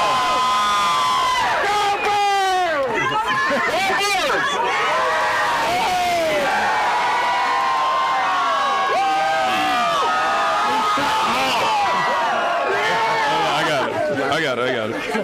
Oh, somebody made it super small, and he had to make it bigger. You guys made him so happy. You made it super small, so he had to make it bigger. His head was too big for a hat. That's so nice of you guys. My head is so large, it just didn't fit. Thank you. Someone in the crowd said my head's normal size. Oh, okay. By the way, you know, chat, you know, as much as Hasan says he doesn't want to run for office and all that stuff, you know, for a guy who doesn't want to run for office, he sure does seem to like rallies a lot. He does seem to like giving speech at rallies for somebody who doesn't want to run for office. I was talking with another of our beloved friends recently, and I was like, my goal is for us to have a mafia of a bunch of people that are our friends and that we get elected to Congress. I want us to have our own cabal. I want there to be a Hasan caucus or whatever, or a, you know, the lefty streamer caucus, whatever the fuck. We could legitimately do it. They're giving me a note. They want me to tell you guys that May 4th is the last day for registration, the last day for mail-in, and you got to go to chrisrobb.com. That's chrisrabb.com to donate. To make sure that you donate to responsive politics, the politics that centers you, the working people, because guess what? After this Twitch stream, Chris is gonna have even more enemies. Okay. AIPAC is already all over this race. They do everything in their power to undermine democracy. That's right. Can I get a fuck AIPAC? Today is my last day as a public defender in the most reactionary county in PA. Proud that I fought hard against our prosecutors, but I can't make them care that our hog boss destroys people's lives solely for political talking points. Here's who this guy is. He's done it more than once. I need this to be a homicide. Prosecutors who want to look tough on crime may be tempted to treat the death penalty as a political tool. Jesus Christ. You know, I need this to be a homicide. I need it to win the election. Jesus Christ, man. Fucking evil shit, dude. Fucking evil shit. And Dennis, thanks for the fighting the good fight, brother. And we are not done. We are not done. I wanted to show you, chat. By the way, this is one of my favorite new accounts on Twitter. Socialist Adri is one of my favorite like new accounts, like, or an account that's like popping up more. She is a fucking queen. Like, I have been adoring this account. Like, I followed this account because it's so good. Or if it's Socialista Dre. No, it's Adri. It's Socialista Adri, I think. Whatever. I'll pronounce her name eventually correctly. But this account is so fucking good. I love this account so much. Like, look at this clip that she cut. Young people will determine who wins on May 19th. That is my prediction. And I want you to understand, I identify as a Democratic... She's a well-known chatter. She's Hasan on me in chat. Oh. It's Adri? Okay, cool. Socialist, but I'm running as a Democrat because the system creates this narrowness. Ah, I got a knot in my hair. But there's a bunch of Democrats running, and we are not all the same. We are very different. We may share this label in this moment, in this system, but we are very different. So if you choose to register as a Democrat, you are not pledging allegiance to that party. You are using your power in that moment to vote for the person who you believe reflects your interests, and the interests of the communities that you hold most dear, some of whose young people will determine. And by the way, he's completely right. And this is something that I just said last night, and it's a very important point that everybody should understand, is that the thing that ultras and centrist liberals both fail to understand is that the Democratic Party isn't an actual political party. It's an empty signifier, a slot on the ballot. You don't pay any dues. There's no positions you're required to hold. All it is do you get enough people that are registered Democrat to vote for you in the primary? And then you get the slot on the ballot for the general election. That's all it is. And there are millions of people who just vote straight Democrat. So by doing that, all you're doing is banking a bunch of votes. And I'm sorry, that's just smart political tactics. If people will say, I'll vote for any Democrat, you would be a fool not to take those votes. And I think this is a problem that a lot of people have. Like, I don't like the Democratic Party because of the national political machine that exists, makes our politics worse. And I wish we had our own national political machine that was free of the Democratic Party's labels. And I feel like the Democratic Party label hurts you in a lot of spaces with people that we could persuade, right? But fundamentally, in the districts like Chris's, being the Democratic nominee is the same thing as winning. Right? So it just makes sense to run in the primary. And in many ways, it may be impossible to win in any other way. So it's like, is it worth doing a quixotic campaign that loses, or winning power and therefore commanding attention? Because when you have power, you command attention and people are forced to listen to you. And if you win races, if you hold seats, if you hold positions of power, regular people are going to consider your job, your positions, to be more serious and more doable and more possible. And when they see you identifying as a democratic socialist and winning, more and more people are going to be like, maybe I'm a democratic socialist. And they're going to look into it and they're going to study it and they're going to be introduced to it, because the fact that you win makes it more reasonable. Because a lot of people are, and this is completely honest, chat, a lot of people, they can't possibly examine every possible position on every possible issue. They don't have time. And so they take cognitive shortcuts. And if somebody can't ever win anything, then a lot of people never even consider their position. If their position can't win anywhere, then why should I think about it? It's kind of a reasonable thing. We have busy lives. We have more death penalty cases than the rest of the state combined, including Pittsburgh and Philly. He's lost 3 death penalty cases in a row, but he doesn't care. He can still say he's prosecuted more cases than the rest of the state. I hold all the ADAs I work with just as culpable. You're so right, Dennis. You are right to say that. We need to abolish the death penalty and nationally, because it's fucking crazy. I find it sad that there's people who believe in revolution but don't think the Democratic Party can be undermined by socialism commandeered, raised, and replaced with something new. I mean, it's a tactic. It's a tactic. There is no right or wrong on a tactic. All right? It's a tactic. Sometimes it's right and sometimes it's wrong. It depends on the conditions. I think the best analogy that I come up with is a sports one, which is like, it's the Hail Mary, right? Sometimes the Hail Mary is the best play you can run, but if you're running Hail Marys every play, it's probably a bad strategy, right? But it doesn't mean the Hail Mary is bad. It's just something that you do in certain conditions at certain times, and it becomes the optimal strategy in certain conditions. Pulling the goalie's the same in hockey. So it's usually not the best strategy, but some conditions it is. That's how I feel about starting your new political party. Most of the time, that's not a good strategy unless the conditions create the opportunity. And right now, whether we like it or not, I think it's pretty safe to say that the conditions to start a new party for the left are not currently there. Maybe they will develop, and I'm not against it. It's just that the strategy is not ripe. And it's okay to say that. That's not selling out. That's just stating a thing. I think a lot of people have been convinced that there is a golden path that you can walk that's always right. And that's just not true of anything. Rob was saying yesterday a motion to build a ban the death penalty is being passed. Yeah, I know. I expect that to be a possibility. No, I think people are just pissed. I mean, you're allowed to be pissed. You're allowed to be pissed, but let your anger work for you. Don't work for your anger. That's what I try to do. I'm filled with anger over the way the world is. I'm filled with anger over what I perceive to be the shortcomings of our leadership. I'm frustrated that I'm not more influential than I am.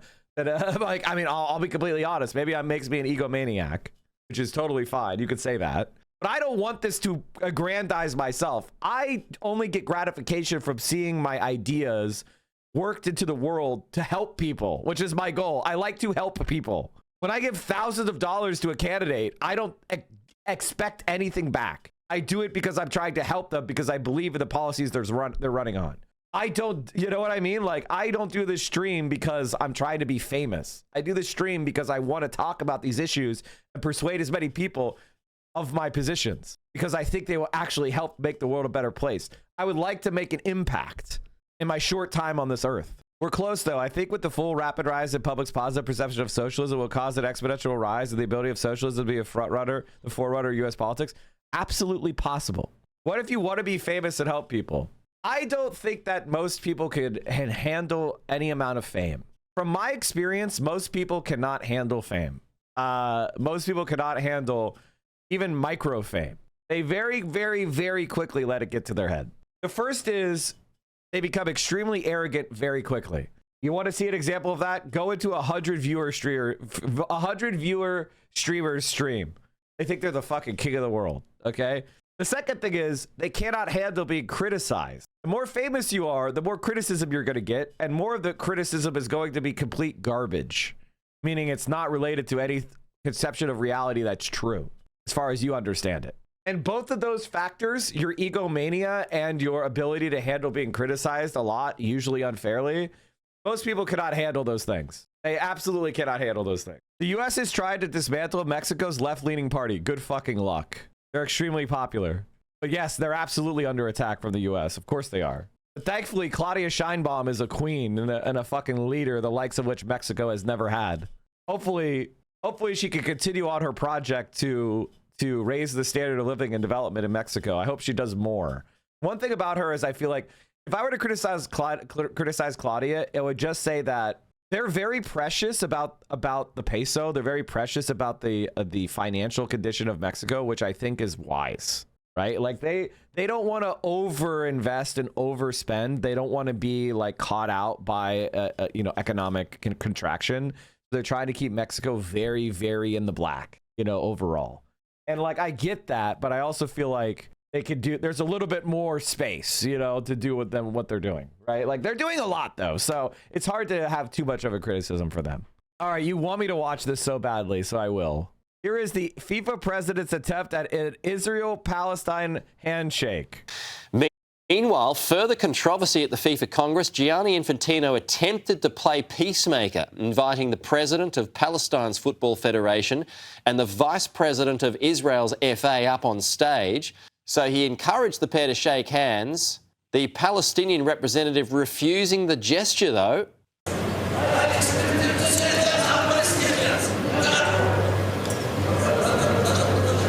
I would refuse the gesture as well.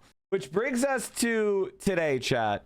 Today is Friday, May 1st, May Day. May Day is a very important day. It is International Labor Day. I hate Instagram. 1986, thousands of workers in Chicago protested and went on strike demanding an 8-hour day. Could you talk about the efforts of your union to get the public schools to basically shut down so that students and parents and teachers could participate in May Day protests? In Chicago, our union is ran by high school history teachers. And so we thought it was necessary to wrap ourselves in the history of this great city and its interconnectedness to the workers' rights movement. 4 years after the Haymarket Affair, our union was born. In order to make this holiday means something to the families of this city, you have to speak to the young people and their parents. And so we were able to negotiate an agreement, a memorandum of understanding with the Chicago Public Schools to engage all of our children in teaching the truth about May Day and creating academic freedom for all of us to understand where our empowerment comes from. It comes from community. How do we practice it? With solidarity. And these are the most patriotic and American lessons that we can learn, especially on the 250th anniversary of this American story. Back in May. All right, chat. I've got two more things to show you that are really funny. First, Blau is playing Tamagotchi. I want to be friends with Hasan.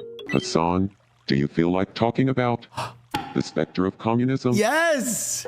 Oh, a fellow the specter of communism enthusiast. I could talk about the specter of communism all day, and sometimes I do. Yeah, he does actually. Well, did you know that the specter of communism is closely related to Israeli-Palestinian conflict? Oh, Now you shit! They have so much to talk about. I want to be friends with Hasan. Hasan.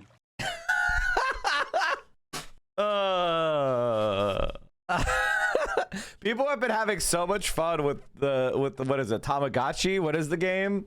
I've been seeing a lot of edits. Casey has the same thing as her island. You, Zoran, Hasan, and Marks. Can you link me some clips? Where's our Casey-tron heads? Give me some Casey-tron links. What the fuck? All right, chat. And of course, Oliver Larkin's May Day speech. As a former union organizer with the Communication Workers of America who has fought for and won a union in my workplace, I am so proud to be here in solidarity with all of you, changing the narrative about working people and what we deserve. We deserve a $25 an hour minimum wage.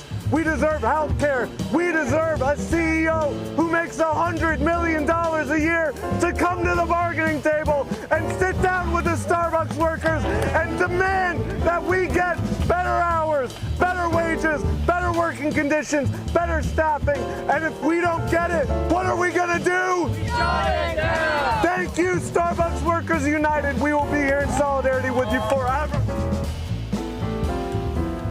Happy May Day, everybody. Joe Ship Girl. The way Casey Tron has Karl Marx giving Hasan Piker, Zoran Mamdani, and Mike from PA a lecture on Jennifer Lopez. Her mind is so big. Not them all just listening to Karl Marx lecture about J-Lo.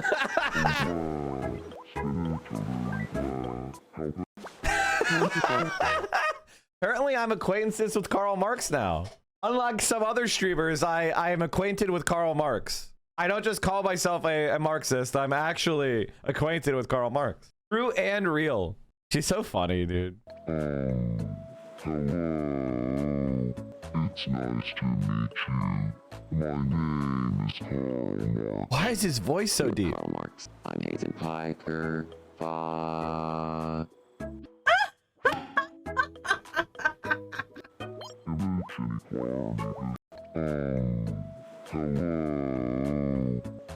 Hasan's head is too big. True. என் பேர் வந்து curl Marx. என் பேர் Engels. வெஞ்சிலாக்குட்டி ஆரம்மா. In this village in southern India, you can also meet a Fidel Castro and a Che Guevara. Of course. Are you The surprised? people of Vani Velampati have been proudly communist for generations. Of course. நாங்க வந்து communist குடும்பம். What, are you surprised? அதுவாச்சு வந்து எங்க அப்பா வந்து curl மார்க்ஸோட ஞாபகார்த்தமா வந்து என் பேரை வந்து கார்ல் மார்க்ஸ்னு வச்சிருக்காங்க. By the way, the most disrespected country in the world by far, compared to like what it is it used to be China, but now it's very clearly India. The most disrespected country in the world. It's actually kind of crazy. According to local history, communism was introduced to the village by a man named Vembuli, who witnessed the 1968 Kisvanmani massacre when 44 Dalit farm laborers were burned alive after striking. Jesus. Returning home, Vembuli organized villagers around communist ideas of land reform and the eradication of the caste system. Locals say that today, communist ideology remains deeply rooted and caste plays little role in the village structure. எங்கள் அப்பா காலத்துலேருந்து நாங்கள் கட்சியில் இருக்கோம். அதனால் அழியக்கூடாதுன்னு நாங்கள் அருவா சின்னத்தை வரைஞ்சி வச்சுருக்கோம். இந்த கட்சியில் நாங்கள் உயிர் வேணாலும் இந்த கட்சியில் இருப்போம். என் பேரை பற்றியை சொல்லிட்டு தான் ஜாவோம். Another tradition Vembuli promoted was the naming of children after communist leaders. Naga Jyothi wanted to include her daughters in the tradition. Their names, Marksina and Lenina. அந்த தலைவருக்குரிய மரியாதை எங்க குழந்தைகளுக்கு இருக்கறனால நாங்க ரொம்ப பெருமையா நினைக்கிறோம். என் பேர் வந்து Karl Marx. Oh man, that's so cool. Kerala is so cool, man. I mean, the caste system in India is so fucked up too, as well. Like, there's a lot of dark shit in the world, man. This is a short from DW, and there's a bigger video. It's really cool. Thank you for sharing that. Oh my God, this is the streamer from yesterday. Oh, I told you, Chad. I told you it was Emmy Rome. Emmy Rome is a Mike from PA head. Emmy Rome is a Mike from PA head. She's like, this is not. Of course, she's not unfollowing Hasan. Like, what the fuck? The one that has the. I'm sorry that you have insane parasocial stalkers that you have to deal with that are telling you to unfollow me. How can you not? Like, Emmy Rome. Like, come on. That's no love lost if you were to lean into this. W chat. Hi. Yeah, and the thing about Emmy Rome is like there is a lot of really intelligent, thoughtful women on this platform who don't get the attention they deserve. And because a lot of the biggest streamers are these disgusting bros, freaks who only will platform women who they have certain pressure over or leverage over. So like it's fucking creepy. Whereas Emmy Rome is just cool as fuck. But you have it 1,000 times worse than I do. I'm all good. I mean, yeah, I eat it from every end, you know. Had you in another Casey clip? Let's go. So Emmy Rome is cool as fuck. Which? Tomorrow. How about trading up Liam? Oh no. No, what the fuck is this? What the fuck is this? How am I like-minded with Charlie Kirk? What the fuck? Oh no. What is this? Casey Trot, I demand I prank Charlie Kirk right now. I demand that I prank Charlie Kirk right now. You've pissed him off? Oh, by the way, everybody, if you're not already following Emmy Rome, like, what are you even doing? What are you even doing? Come on. I gotta do something real quick. Okay, there you go. Amazing. There's a clip where Charlie randomly goes, ow, my neck. It's hilarious. Okay, I'm sorry, chat. My fuck just happened. People have no concept how fast chat is developed. Okay, we've got some bangers coming in. Where did I piss him off? Where's the link of me pissing him off? Oh no, you're talking about Centrism fan account. This is extremely funny because I was literally running canvassing shifts for Obama. Obama? Bitch, that was 14 years ago, man. That was 14 years ago, bro. 14 years ago. I've always made sure to canvass at least once. One packet? Bro, I think I'm at like 18,000 doors myself. One packet? That's it? Which reminds me, chat. DSALA, a big ass canvas. We are doing the big ass canvas at DSALA, which I am of course going to, May 9th. So if you are in LA, DSALA is doing the big ass canvas May 9th. I'm going to be going there. I'm going to be there. So come hang out with me at the big ass canvas May 9th. We will be knocking doors for all the DSA endorsed candidates in LA.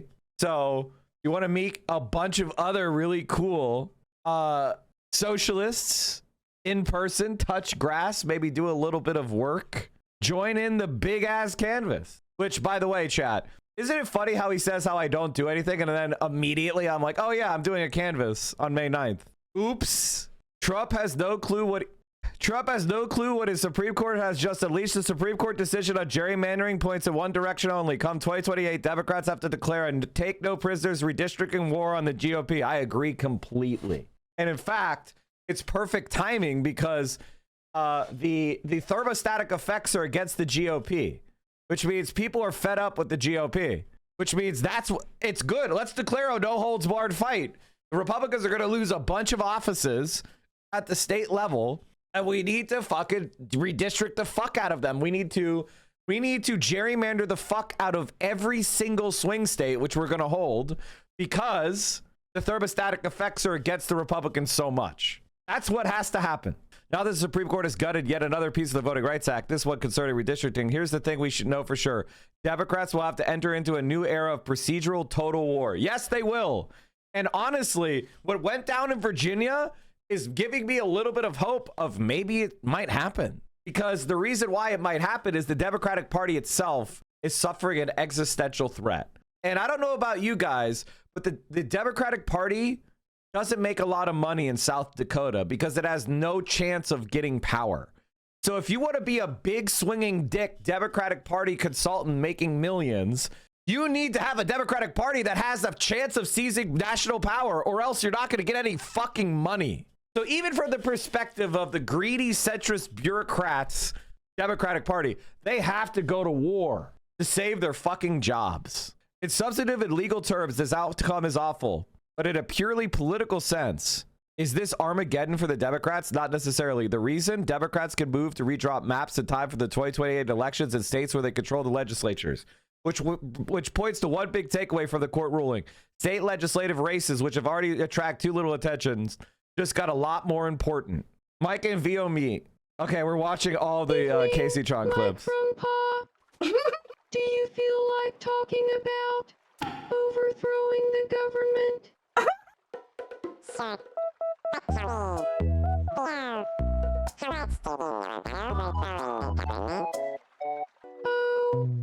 like so much.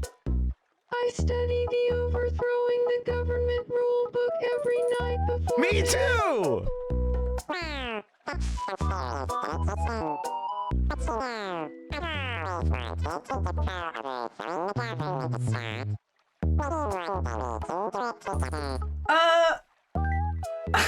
Yes!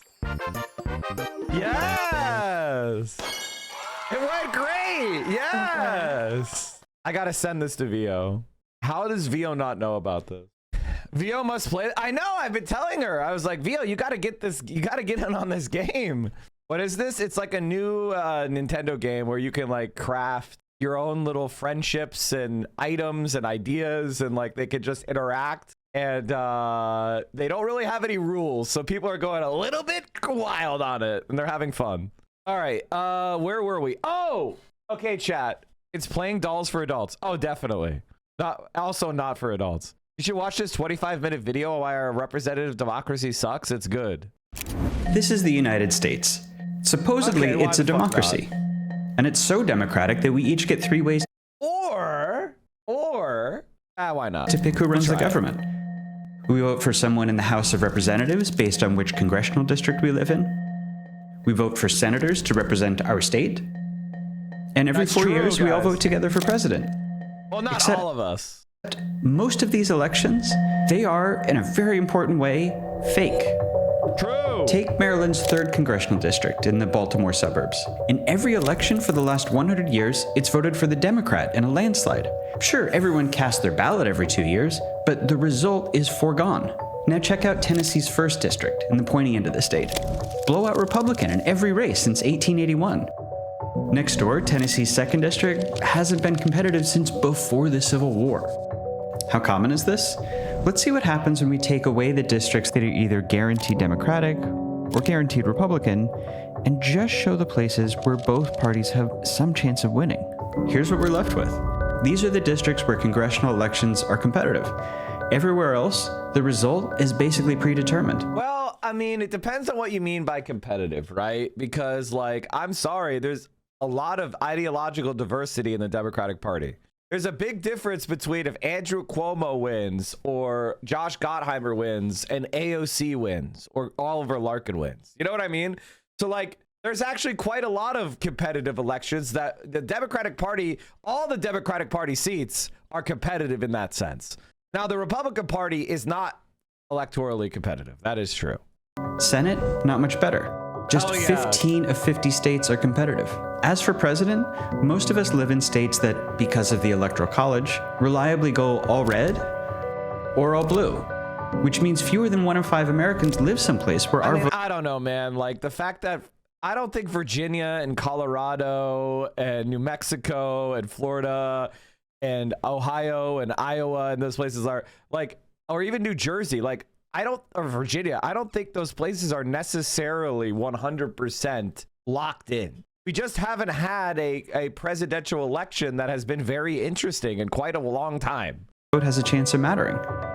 So, okay, tons of us live in places where our vote doesn't matter for the House, or doesn't matter for Senate, or doesn't really matter for president. Let's see who actually gets the 3 real elections, president, Senate, and House, that they're supposed to. I lived in the Pennsylvania 7th district, which I think is what, the 8th now?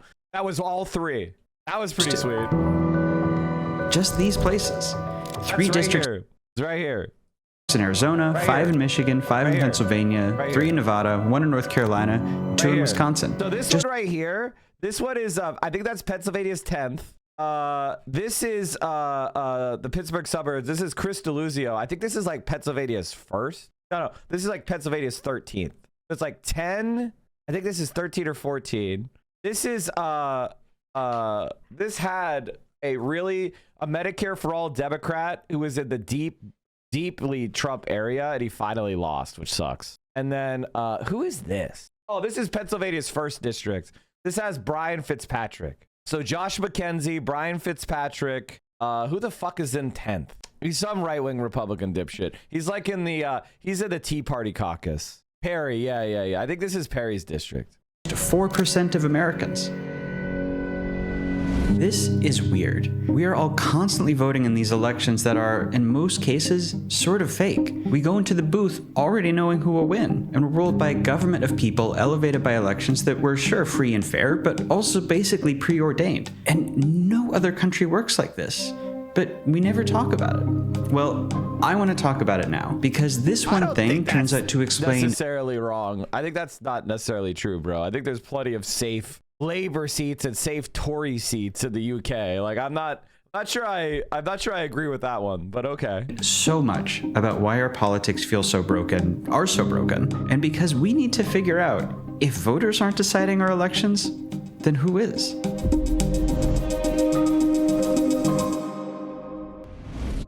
So one reason I want to talk about this now is that these elections with preordained outcomes are about to become even more common, to the point that we might have to ask whether our entire democracy is becoming in some ways fake as well. And that means answering who is actually deciding all these prefixed votes. We'll also need to answer why we are stuck with 2 parties in this country at all, which turns out to be a really important part of this story. But first, we need to identify the moment when our elections became fake and predetermined in the first place. And this all starts with something really basic: the way we hold elections. It seems simple, right? Candidates run for office, you pick between them, the winner becomes your representative in government. And you wouldn't think it, but this is actually a perfect recipe for fake elections. And to see why, we have to go all the way back to the people who set this system up. Oh, there you go. I was right. The Constitution. You know, on some level, you take pity on these guys. Democracy was just an idea. They white people had to design everything from scratch. How are laws made? Who sets taxes? How powerful should the president be? And somewhere in that list of 1,000 to-dos, how will our elections work? They were so starting from zero that one of the biggest ideas of the day was an essay by James Madison saying, I would say this is very Johnny Harris coded. Like the editing style is very, very similar. And they even have like that camera sound effect, that like shutter sound effect. Very similar. What if instead of having the entire country vote on every little policy or law, we had a republic where citizens delegate those decisions to a small number of elected representatives? But now you have another problem, and let me show you what I mean. You've got millions of citizens who you want to pick a small number of representatives. Okay, but what's the most effective way for voters to select who will represent them? Should they rank those representatives, pick a few, or just pick one? Do voters all pick together from the same big pool of candidates? Or maybe you divide people into groups who each get their own representative. I think I've been grown to be repulsed by the NPR smart guy voice paired with like the violin plucking background music on the like fake pen noise. Yeah, I mean, it's all a Johnny Harris special right there. But then what are the groups? How do you divide them? This was actually a big subject of debate at the time. And some people argued citizens should vote by trade associations. You know, all the farmers vote for their own farmer representative. Then all the carpenters get a carpenter representative and so on. Or sort of by social class, or by race, or by religion. But remember, the founders were busy. They had all that founding to do. So instead of dreaming up a whole new system, in the end, they just copied the one they already had in Britain, which was dividing people by territory. And I know that seems natural because it's what we're used to, but ask yourself, why territory? Is there some special wisdom behind grouping voters by their home address? Well, the truth is, it happened by accident. No, there's not. Literally 1,000 years ago, the English king had this council of top officials. I mean, there was a period of time during like the 20th century where it kind of made sense because we had these geographically located like concentrations of various industrial production. So you'd have like a glassmaker city or a steel city or you know what I mean? And it almost made sense that the citizens had such a strikingly common interest that, you know, grouping by geography made sense. But now, especially now in the post-industrial world, no. Including feudal lords who ruled all the little bits of his empire, with each lord representing all the people who lived in their swatch of territory on matters before the king. Fast forward. That makes sense as well because the technology back then, you could only kind of comfortably reach a certain extent of territory, right? Within a certain day's travel. So you would need local representatives who, and in a hierarchical fashion, you know what I mean? So you would spread out those people evenly across the land, and they were, because it was hierarchical, they administered that kind of extent of the territory. That made sense back then. Few centuries, and that council of feudal lords became a parliament of feudal lords who had the power to pass laws. A few centuries more, and the unelected lords got mostly replaced with elected lawmakers, which is still how it works in Britain. People in each district vote for one representative who speaks for everyone in that area. That's it. It's all just a weird relic of British feudalism that the founders copied over out of convenience. But over time, it got romanticized as the one natural, correct way to do democracy. Communities come together to deliberate, pick the wisest and most upright among them to speak on their behalf in the Capitol. In the US, we think of this as just democracy, but it's a specific kind, one where every election has one winner, winner take all, and where voters pick a single politician to represent everyone within their geographic district. That's what our system is called, winner take all, single member districts. It's a weird... Very bad, by the way, in every way. It's very bad in every way because somebody winning 90% of the vote is just as much of a win as winning by one vote. And that's how you get all sorts of like really weird situations where the vast majority of the country believes one thing, but yet that's not the policy we get because of the geographic distribution is what we call inefficient, right? And so, you know, having that be something that fucks our system up is really bad. Confusing name because it's a weird, confusing system. And we'll break that system down in a second, but you should know that there are lots of other ways to do democracy. Ours is actually pretty rare. You really just see it in Britain and certain former colonies. Newer democracy. I think you should do a mixed party list proportional, which is like, we still have we still have districts to represent communities, but then we also have a proportional system to make sure that the full chamber is actually representative of all the voters. And then you have a party list where you could have ideological people who may not have the strict geographic base, but nonetheless represent the thinking behind the party, have the opportunity to exercise and participate in the legislative process without having to build their own like fucking personal little fiefdom somewhere. Mostly used different systems because they saw that ours creates big problems. I could spend hours talking to you about what all of those problems are, but let's just look at one of the biggest. Here, let me show you what I mean. Imagine voters in a made-up district, and because it's a district that I'm making up, those voters are choosing between the Humans First Party and the Cats Rule Party. If it's a 99-1 landslide and Cats Rule wins, look, they're in charge, fair enough. The voters got the representation that they wanted. But if it's 80-20, 70-30, 60-40... I gotta say, good picture. That guy does seem like he would be a member of the Humans First Party. I'm just saying, like, that's a pretty good picture for the Human First. They kind of nailed it. The outcome is exactly the same as if it had been a blowout. Even with just 51% of the vote, the winning party gets 100% of the power. Voters on the losing side get no representation, no say in government. It's like they don't exist. The founders worried about exactly this problem from the start. They called it a tyranny of the majority. Like in our made-up district, what's to stop the dominant 51% from passing a law that says everyone has to eat cat food or play with yarn all day? Now, you might say, well, look, the cats won fair and square, winners keepers. But American democracy is not supposed to be a game of winners and losers. The founders wanted a system of government that would serve the citizens as a whole, which is why they were so worried about not creating something that just replaced the tyranny of kings with the tyranny of whoever got 51% of the vote.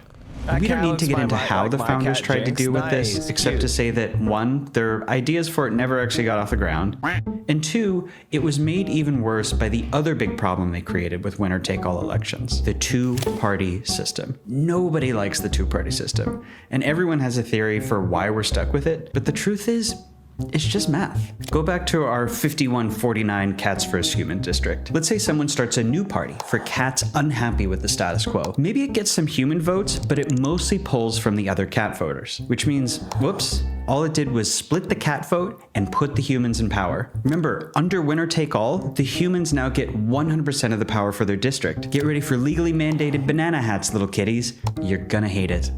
And the more parties you have, the weirder things get.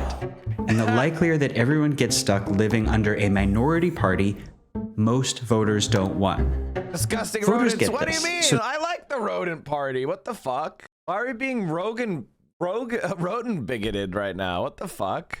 They vote based on who they like and who they think can win. They vote strategically. So let's play that out. Imagine the next election. Chat. Oh my God, that reminds me. Yesterday, I drove past the PETA headquarters, and they have a giant mural on the side of the PETA headquarters, and it is called "Wool is Cruel." That was the mural. That's the mural space. Wool is cruel. Wool, yeah, WOOL. I'm like, come on, guys, really? That's the one you're going with? That's your number one? That's the number one issue you're putting out? Wool is cruel. I'm pretty sure sheep need to be sheared. Even though like I definitely understand why people think like veganism is correct, I don't think that collecting honey or wool is unethical. I'm sorry. I just don't agree with that. I also don't think collecting bat guano is unethical. You know, like, no. And people will be like, well, bees die when you open up the hives and then you're stealing from their work. And it's like, bro, the bees don't give a shit about the honey. They don't give a shit about the honey. They make the honey so they have a calorie store. It's just instinct. You're not causing them any kind of psychological distress. As long as you don't murder them, you know, for no fucking reason. It's not really exploitation because they don't have alienation. They're just moving by instinct. Like, what are you saying? Mike, do you think that it's intentional this guy made the communist-style party a crying baby in a red shirt? Yes. Yes. The baby vanguard is the Communist Party, and they should win. After this travesty, everyone funnels towards the top, say, 4 parties. Then the top 3. Remember, everyone is trying to avoid vote splitting by coalescing around either the likeliest or the second likeliest winner, which is why you always end up with 2 parties. It's just a law of nature. Okay, that is unfortunately enough with the cat stuff. So we have this system that will always, over time, converge on 2 parties, and where winners get 100% of the power for the district, no matter how slight their margin. Remember, tyranny of the majority, and all built on that medieval British quirk of voting by territory. And here's the thing though, we had this set up for 250 years and it didn't produce fake elections, right? So why are our elections becoming fake now? Well, something has changed more recently, and that is the last ingredient here. One of the most defining features of modern politics: partisan affiliation as an identity. Partisan identity. Like here, look at this chart and you will see what I mean. Look at the elections in 2000. This black line is how people voted in that year's presidential election. And each of these dots is a Senate race from that year. So like this blue dot is a state where people voted Republican for president, but picked the Democrat for Senate by plus 20 points. Here's a couple of states that voted Democrat for president, but elected Republican for Senate. There are tons of these, but that was sort of the last gasp of the old era. And as we move forward in time, you can see those dots getting closer and closer to the black line. like here. Most dots at this point are really close to the line, which means those states voted for president and Senate by roughly the same amounts. By 2020, it's a near perfect alignment. This is actually something that I've been talking about for a long time, is that party splitting is gone and that all politics is national. This is another certified Mike from PA axiom, which is all politics is international now. Like, people, it used to be the old axiom that all politics is local, but that's not true anymore. Swing voters, like, you know, the moderate middle doesn't exist. All politics is international. Split ticket voting is fake. And you win by boosting your affinity groups, not by trying to appeal to the other side. One party and vote it for every office. So why did that happen? Well, in the past, voting was a lot less rigidly partisan. It was normal to switch back and forth year to year, or you pick one party for president, but the other for Congress. Maybe based on the candidate's position on some local issue, or you just like them. But that's not how it works anymore, right? For most people, you're not looking at the two candidates for some office and sizing them up by their policies, their background. You are looking at whether they have a D or an R next to their name and going off of that. And I get that this is something that also feels normal, like it's always worked this way, but it is actually really new. Here, check out this chart. So start with the 2000s. This is how it still works today. Most elections are overwhelmingly safe for one party or the other, which is a nice way of saying fake. But as recently as the 80s and 90s, that was not how it worked. Most elections were competitive. Instead of every place being a red state or a blue district that always voted the same way, the outcome could go either way. The parties had to compete, and your vote had a chance. That's not really true. Like, mostly it was Democratic seats. To matter. So precisely because there's so much happening right now around US elections, I want to take a second to tell you about Ground News, the sponsor of this video.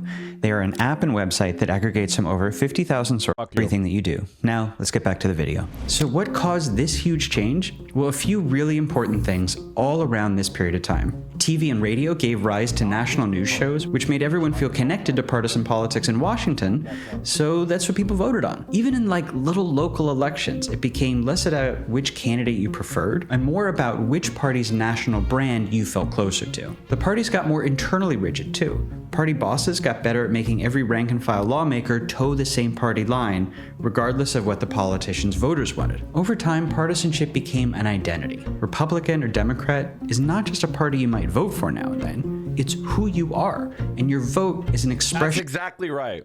Like, I do think that this is true. Like, this identity factor is really important. And it's always dominant. Like, these identity factors have always been dominant, right? It just, they haven't mapped cleanly on the political parties. Of belonging to the tribe, which collapses all of those local races into one simple choice. Which national brand are you part of? The individual candidates barely matter anymore. And because partisanship is an identity now, it's determined by identity. Race, religion, education, rural versus urban. If you're a white man from the country, you probably vote Republican. If you're a college-educated woman from a city, you probably vote Democratic. You might not feel like your vote is predetermined by your background, but statistically, it is. And you multiply that out by millions and millions of voters, and that is how you end up with a country full of places like this, where the demographics lopsidedly favor one party, so that party practically always wins. The results are foregone. And it's how you get presidential elections, where only these people's votes matter, because in every other state, the result is already preordained. And a democracy that looks like this, where these are the only places that get real competitive elections for president, House, and Senate. But all of this raises an even bigger question than why we have fake elections. If our elections are fake, as in it's not voters picking the winners, then who is? Who's deciding what two names will go on that ballot that, in most cases, have a predetermined winner on them? Go back to some place like Tennessee's 1st District, and we know it's preordained that the Republican will win. So, okay, whoever picks the Republican candidate, that's who's really deciding the election, right? For a long time, it was party bosses who picked who to run in each race. But after protests in the 60s and 70s over this feeling undemocratic, we set up a new system that no one in no country had ever tried before, called primaries. A few months before each election, there's another election, where regular people registered with one party or the other vote to pick who will become their party's candidate in the general election. Okay, great, so there is a real election going on, except when we look deeper at how this really works. Like, take that district in Tennessee. Imagine all its voters represented by this spectrum. We drew it with more red than blue since this area is mostly Republican, but you still get some voters on the left, and you get a wide spectrum on the right. everyone here should get a say in elections and who the government is. So in theory, you'll end up with an elected representative who embodies sort of the average of their district, right? Which no, but that's not true. That would never be true. That's not true at all. It's a sequential thing. It's whoever wins the Republican nomination, and then it's like the question of that's dominant, so they win. Would be a purplish. Also, this assumes people vote by demographic or like ideological considerations, or they even have a sense of what ideology even is. That's another assumption that you cannot make, and it's not true. Like, people don't know what ideology is. In fact, I would bet many of you here, and no offense, because I feel like this is a very smart audience, but I feel like people even in this audience or Hasan's audience or even like other political audiences, majority report audience, they would get certain things wrong when discussing political ideology, right? Like ideology or even understanding it or policy, that's an extremely limited number of people that have a solid grasp of it. Like, and obviously this audience would be like on the high end of any kind of group of people that would have a sense of policy. But the idea that people are like voting based on an ideological calculation is off. Sort of center right. That's the average political position for this area. Except with primaries, remember, it's just Republican voters who get to pick the candidate who's then basically guaranteed to go on to win the regular election. This is a more conservative group, so it's going to produce a winning candidate well to the right of their district's average voter. Man, I wish this was true of the Democrats, huh? I wish this was true of the Democrats. This only seems to happen to the Republican Party. It doesn't seem to happen to the Democratic Party. Isn't that fascinating? You don't tend to get people that are to the left of the district's average. You know what I mean? You get all these super right-wing Democrats. Weird. Except it's actually even worse than that. Most people don't vote in primaries. Like, this district has about 770,000 people. About half of them voted in the 2020 congressional race, but fewer than 1 in 8 voted in the Republican primary that actually chose the winner, who is in theory supposed to represent everyone. So the answer to who is deciding our elections actually looks like this. And primary voters are an unusual animal. They tend to be more engaged, more ideological, and more partisan. So you get candidates who win by representing the average of this tiny sliver, even though they're ostensibly going to the election as the chosen candidate for all of these people. And once they win, they're supposed to speak for all of these other people who didn't even get a say in picking them. Now remember that 80% of federal elections are like this, and these two tiny factions of voters who hate each other. It's not even true. Most of the a lot of the Democrats in deep blue districts are actually like some of the more right-wing candidates, like for example Josh Gottheimer. Or who decide most of our elections. And this one extremely weird thing turns out to be behind so much of what feels. By the way, this is just wrong analysis because like it doesn't play into like how primaries or politicians are actually selected. And that's why this is an impoverished analysis. This makes intuitive sense, which is why this video was made and published, because, you know, if you know nothing about politics, it kind of makes sense that like, oh, the Democrats are more left than they should be, and the Republicans are more right than they should be, when in reality, there's something called billionaires and super PACs. And they intervene in Democratic primaries, and they pour money to push the Democratic Party ideologically right. And people don't know who the candidates are. They are influenced by money. They are influenced by name recognition. They are influenced by, like, billionaire support works.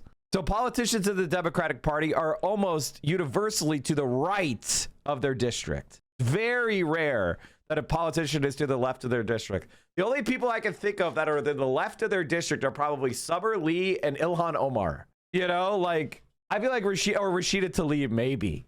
You know, but like that's extremely rare. And the reason is they're all pretty much national figures now. Much more well known than the average Democratic politician. Wrong and dysfunctional about our politics right now. Look at this chart again. I want to highlight this. Also, primary voters tend to be older and wealthier. Exactly. There is a right-wing tilt to the primary system that benefits people that are less marginalized, meaning who's the type of person who's going to show up in some random fucking day to vote in a primary? They are more educated than average. They are more politically connected than average. They have more income than average. Like, they are not going to be representative of disenfranchised groups, which are overwhelmingly what the left is associated with, especially in urban areas. So you're going to have a richer, more right-wing Democratic primary electorate. And similarly with the Republicans, you're going to have a similarly more right-wing, or at least more upscale electorate. This moment when this system changed, because when you know to look for it, you see the effects of this show up everywhere in the 2000s. It's a big part of why our politics got so divided, why Washington gets less and less done, and is so unpopular. Maybe even why faith in democracy itself is declining, with more and more people feeling the entire system is broken.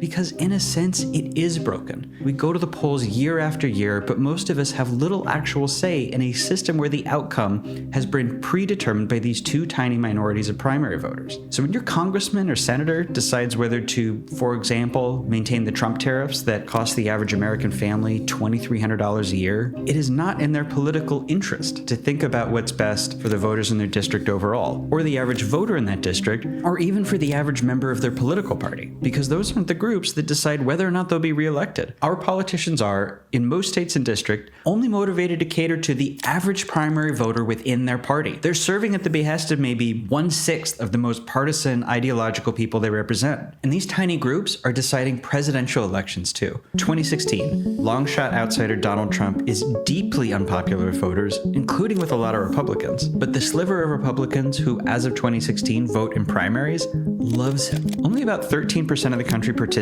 in those primaries, and less than half of even that group voted for Trump. But under our weird system, people had to choose between him and the Democrat who'd gotten a different 7% of the vote. That's how our presidential elections work now. Maybe 12 or 13% of voters pick our two candidates for us, so that a different and even more arbitrary 20% of voters can choose between them to decide who runs the nation of 330 million people who mostly did not get a say in electing their leader. I just don't know how you can call that democracy. Like, superficially, sure. I mean, here's kind of my feeling about this. This guy's interpretation of politics is obviously extremely impoverished. It's a 20-minute YouTube video. But anything that's destroying people's faith in the Constitution is a good thing, because the Constitution of America is not fit for purpose. And we need to grow up beyond the kind of like worship of the founding fathers and this document, which was written by superstitious slave rapers. Okay, it was an advance for its time, and we can look back on it and say that was better than systems that had existed previously. But we have our own reason. We are our adults, and we can say, hey, the Constitution needs to be reformed. Or, if I'm being honest, ripped up and started from scratch.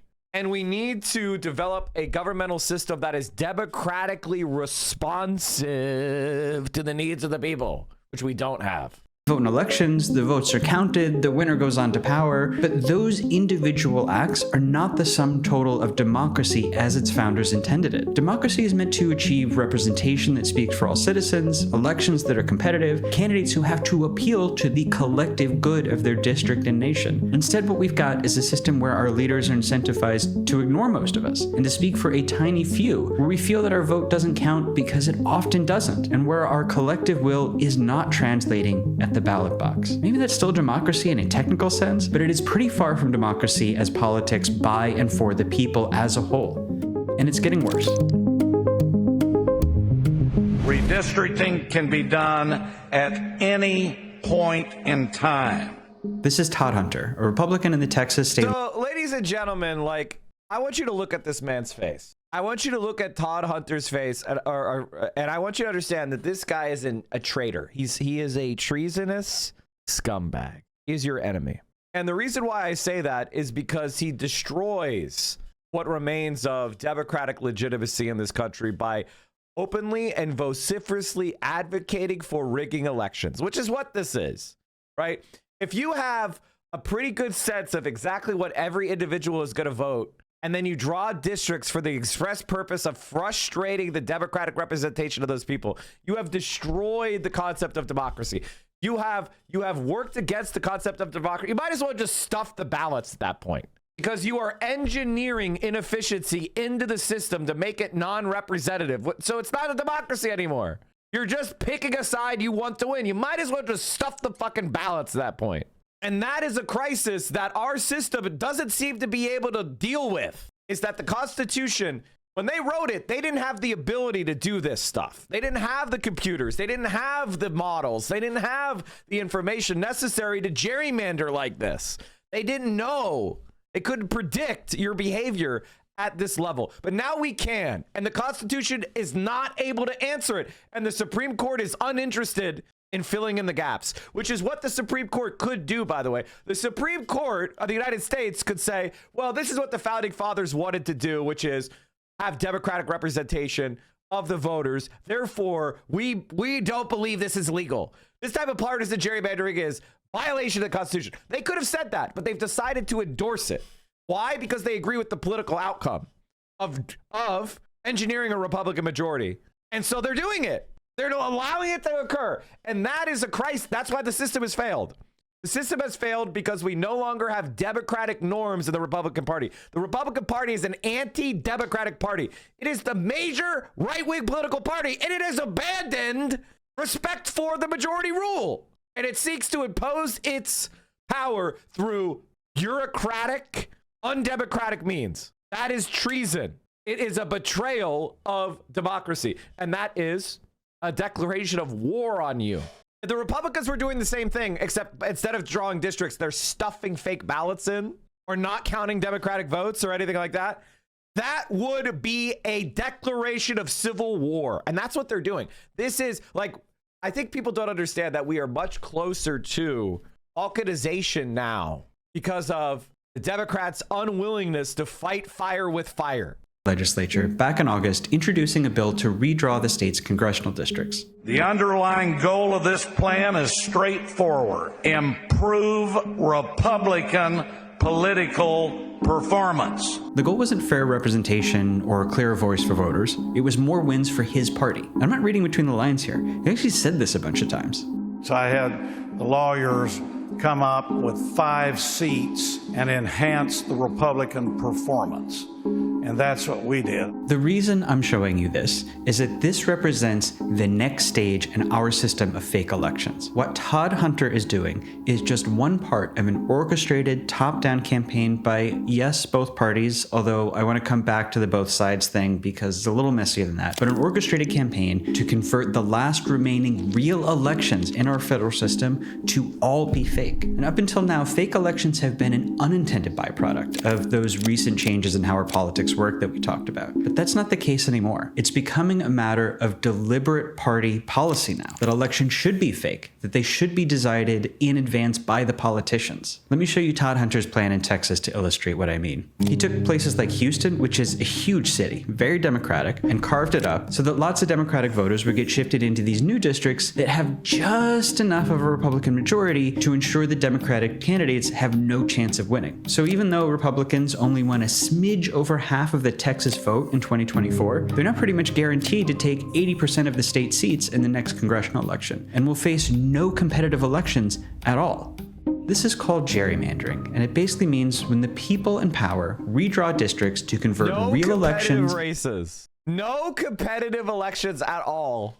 That's absolutely incredible. Into fake ones where their party is assured to win. It's not new, but what is new is how widespread it's about to become, thanks to, 1, the Supreme Court's conservative majority gutting laws against partisan gerrymandering, and 2, Trump pressuring state Republicans to take advantage of this change and to draw new gerrymandered election maps, even threatening to recruit primary challenges against state Republicans who don't play along, which, remember, is a credible threat precisely because so many of them now run in elections controlled by the party's most diehard primary voters. Democrats like Gavin Newsom, the California governor, are threatening to respond with their own gerrymandering. This is the ballot measure asking Californians to vote on whether the state should gerrymander. It even explicitly says that it's to counterbalance the Republican gerrymander in Texas. Listen to how New York's Democratic Governor Kathy Hochul talks about this. The playing field has changed dramatically, and shame on us if we ignore that fact and cling tight to the vestiges of the past. That era is over. Donald Trump eliminated that forever. And check out Virginia's plan to redraw itself from 6-5 Democratic to 10-1. Now, look, Maybe you think Democrats are right to answer Republican gerrymandering with their own to balance it out. Maybe you think it proves that Republicans were justified to gerrymander in the first place. I'm not raising this to play a game of who hit first. My point is that there is something much bigger happening here. This is a whole new political system emerging, one where our government is not determined by voters. It's determined by which party can engineer more fake elections in its favor. Look at how rare competitive elections have gotten in the last 20 years. Fewer than 1 in 5. Now, you and I know that the core problem here, more than anything any one party is doing, is that original sin of single-member winner-take-all districts. It makes something like this inevitable. It's easy to feel stuck in this pattern of faker and faker elections that make our politics feel more and more polarized and broken and out of control. But that is exactly why I think it's so important to see how much of this traces back to this weirdly designed system we have. Because the way that we do things, it's not the only way. In fact, it's pretty unusual. There are these other ways to do things that, look, they're not perfect either, but they just do not have the same set of problems. They don't have fake elections. And there's nothing that says we can't have their system. And in fact, there's a whole movement getting started to bring that about. And if you want to see what America would look like with that different set of rules, how that would even work. By the way, like anytime they do stuff like this, this is just nonsense. And started to bring. I want you to understand that this shit is just nonsense, right? Like we have absolutely no fucking clue how these things would divide. In fact, it's very likely that the Hillary Clinton type party would die out almost completely. And why is that? Well, it's because there's not really that much support for this, right? A lot of people vote Democrat because they think it's the most electable candidate, but they support the policies of the Bernie Sanders party. There's not a lot of people that are arguing for the Hillary Clinton policies. They just don't think those policies are electable. So even though they think they're a good idea, they're worried that if those become the main idea, it might not be electable. That is like literally a statistical fact now. So it's almost something like 85% of Democrats support Bernie Sanders' political program. And then there's much more people outside of that group who would nonetheless support Bernie Sanders over the right. So, and when you ask people about supporting, Hillary Clinton's platform, it's like vanishingly small people give a shit. Started to bring that about. And if you want to see what America would look like with that different set of rules, how that would even work. And it's like Democrat voters agree with Hasan Piker more than the party itself. Like, do you support or oppose the U.S. using military force to attack Iran? 60% strongly opposed, 70% somewhat opposed, right? So 77% of Democrats are openly oppositional to attacking Iran. Only 4% support. That's the Democratic Party establishment. 95% of Democrats want to raise taxes on billionaires. Gavin Newsom is against it. 78% of Democrats support abolishing ICE. 67% of Democrats are saying there's a genocide in Palestine right now. The vast, vast, vast majority of people are on board our positions. And the not sure people, like the second closest, not sure. How you vote, all of that. Let me know in the comments and maybe we'll cover that in a future video. But until then, I want you to remember this chart we looked at earlier, showing our real elections gradually getting replaced with fake ones. This is not a conspiracy. No one planned it. It's all just a weird accident of a few 300-year-old design flaws. But it is polarizing, unhealthy, and undemocratic. It empowers partisan hardliners and self-interested politicians. But it's also a choice, even if it's a choice we did not initially realize we were making, which means if we want, we can unmake it. Before you go, there's one other thing I want to tell you about. I'm building this channel because I believe that we need credible, thoughtful, in-depth journalism more than ever. But I am not building it alone. I'm part of a team that includes a few people whose channels you might also know. Johnny Harris, Sam Ellis, Christoph Hobsbawm, not to mention the people behind the camera. And we're building... I mean, I gotta say, this is the most, of course, a fucking course, right? And the reason why... my main problem with this video in particular is it's just it obscures the mechanisms of how the corruption is actually occurring. Because even if you kind of adjust these systems, I think you'll get better outcomes like we saw in, the reason why Zohran Mamdani won in New York is not because New York is some left-wing bastion. It's because they had ranked choice voting and they had public financing match for small dollar donations. So it was set up so that the actual opinions of the people could be properly measured, and where money wasn't an impediment, where fears of electability or fears of being a spoiler, those were eliminated, where people could just vote and rank the politicians after a robust debate based on what they actually believe. And that's how the Democratic Socialists won. And that's why the Democratic Party doesn't campaign on any of these ideas, because they don't want to have a system where your opinions are reflected, because the Democratic Party, unfortunately, is the party of the donor class. All right, everybody. Emmy Rome, she's cool as fuck. We watched that already. Okay. We just can't stop winning, chat. We can't stop winning. Claire is so based. TSA-backed congressional candidate Claire is calling for a rent freeze and universal rent control. Oh, hell yeah. Oh, hell yeah. You know what country has that? Vienna, Austria. And guess what? It's completely fine because they invest in supply as well. I think one of the things about rent control that I think a lot of the people that are opposed to rent control, the reason why they're opposed to it is because they think that that's just a policy that comes in isolation. It's not. What rent control is basically doing is trying to signal that speculation in land is not going to be an appreciative asset. And that's good. I don't want land to be a way you make money, because it is a government granted monopoly.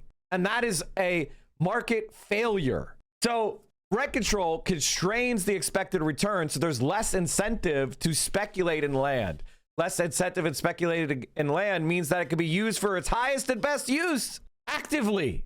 And then you also do something which is provide a consistent and secular demand for social and public housing construction that you maintain and continue, and you limit or expand based only on projected needs, right? And you try to decommodify housing as much as possible. You try to make it a universal entitlement because we all need a home. So we should be entitled to it. But in order to deliver that, you have to have a system of that develops land in a decommodified fashion, in a secular fashion. That's what they do in Austria.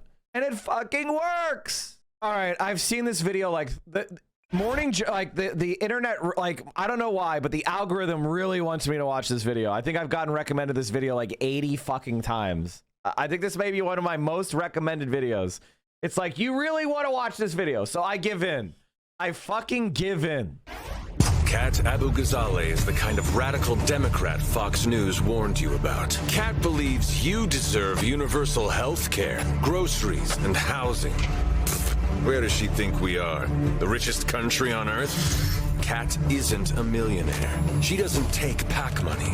She can't even afford health insurance herself. How can she possibly relate to normal, hardworking corporations like you and me? So good. That non-traditional political ad was part of the creative campaign for the progressive congressional candidate Kat Abu-Ghazaleh. Last month, she narrowly lost her bid in the Democratic primary for a U.S. House seat in Illinois. But part of what made her campaign so unique was that she invested in the local community by using resources to feed people, host accessible events, and turn her campaign office into a space that worked to serve the people it hoped to represent. It was a good ad. I don't think the ad is bad. I think it was a lot of fun. I think that was a good ad. She wants to take that outreach to a larger audience. She recently launched a new organization called Kapow with the goal of helping progressive candidates in purple races all over the Midwest. And Kat joins us now. Also with us, publisher of the newsletter, The Ink on Substack, MS Now political analyst Anand Giridharadas. And you know, we figured out yesterday that if somebody could get both of your names in like Scrabble, they would be like international all-time winners. There we go. We put the names up. That is a win. So Anand, I wanted you to come on for a very specific reason, because she has done what you wrote about Democrats needing to do with influencers. It's an extraordinary story. But Kat, I've got to tell you, I saw that, and I showed it to Mickey. Oh, my God. And then I saw your closing ad, and your closing ad was extraordinary. And at one point, and I make no light of this at all, but at one point, a member of ICE picked you up and must have thrown you 10 feet. And you get up and you start running back at him again. And I said to Mika, I said, that is a winner right there. So thank you for being with us. I want you to talk first, though, about the campaign. And I want you to talk about how well you connected with the campaign. And you would have won the campaign, but for the fact that there's some dirty dealing at the end as far as funding somebody who had no chance of winning. But in campaigning, you really... Wait, really? Like, I have never seen them glaze a Democratic Socialist this much. This is so interesting. I'm so curious as to how they're glazing a Democratic Socialist so much. So interesting. With Kapow, you really showed other Democrats a great way to connect to their community and do the right thing. Yeah, thanks so much for having me on to talk about this. I thought about how much money gets wasted in campaigns, and what if we spent even a fraction of that trying to feed people, stocking local food banks, funding local clinics, especially with such a large donor base. And so from day one in our campaign, we centered mutual aid and direct action for our kickoff event. We didn't ask for monetary donations. We asked for pads and tampons, which were donated to the Chicago Period Collective. And our campaign office functioned as a place where people could get what they need: food, clothes, winter coats, baby formula, Narcan, diapers. Originally, it started especially with the unhoused community, then the undocumented community, and now a lot of families come to us for what they need. And so after the campaign, we didn't want to just abandon this infrastructure, because this was the #1 persuader for undecided voters. It was the #1 volunteer recruitment tool. People feel helpless in the face of fascism. And so when we say, hey, here's something you can do, and we want you to do it with us, we make politics a team sport, and we're able to serve our community and show our values rather than just tell. And the thing I always found out and was, well, like, when people voted for me, a lot of people voted for me. They said, well, I don't agree with like hardly anything that you do, that you believe in, but I know you're going to go up and you're going to fight for me. You're going to represent me. And even if you disagree with me, I can pick up the phone, call you. I think I'm just so fascinated. I'm so fascinated because it's like, it's so interesting. It's like I'm imagining Hasan or myself going on Morning Joe, you know, and you know, it's just it would be such a different environment. And I'm just so fascinated by how Kat is so capable of getting these very virulent anti-left wing shows to just be so friendly. It's an amazing sign of her skills as a grassroots organizer, you know? It's amazing. And I may be able to change your mind because nobody owns you, and that's about her campaign.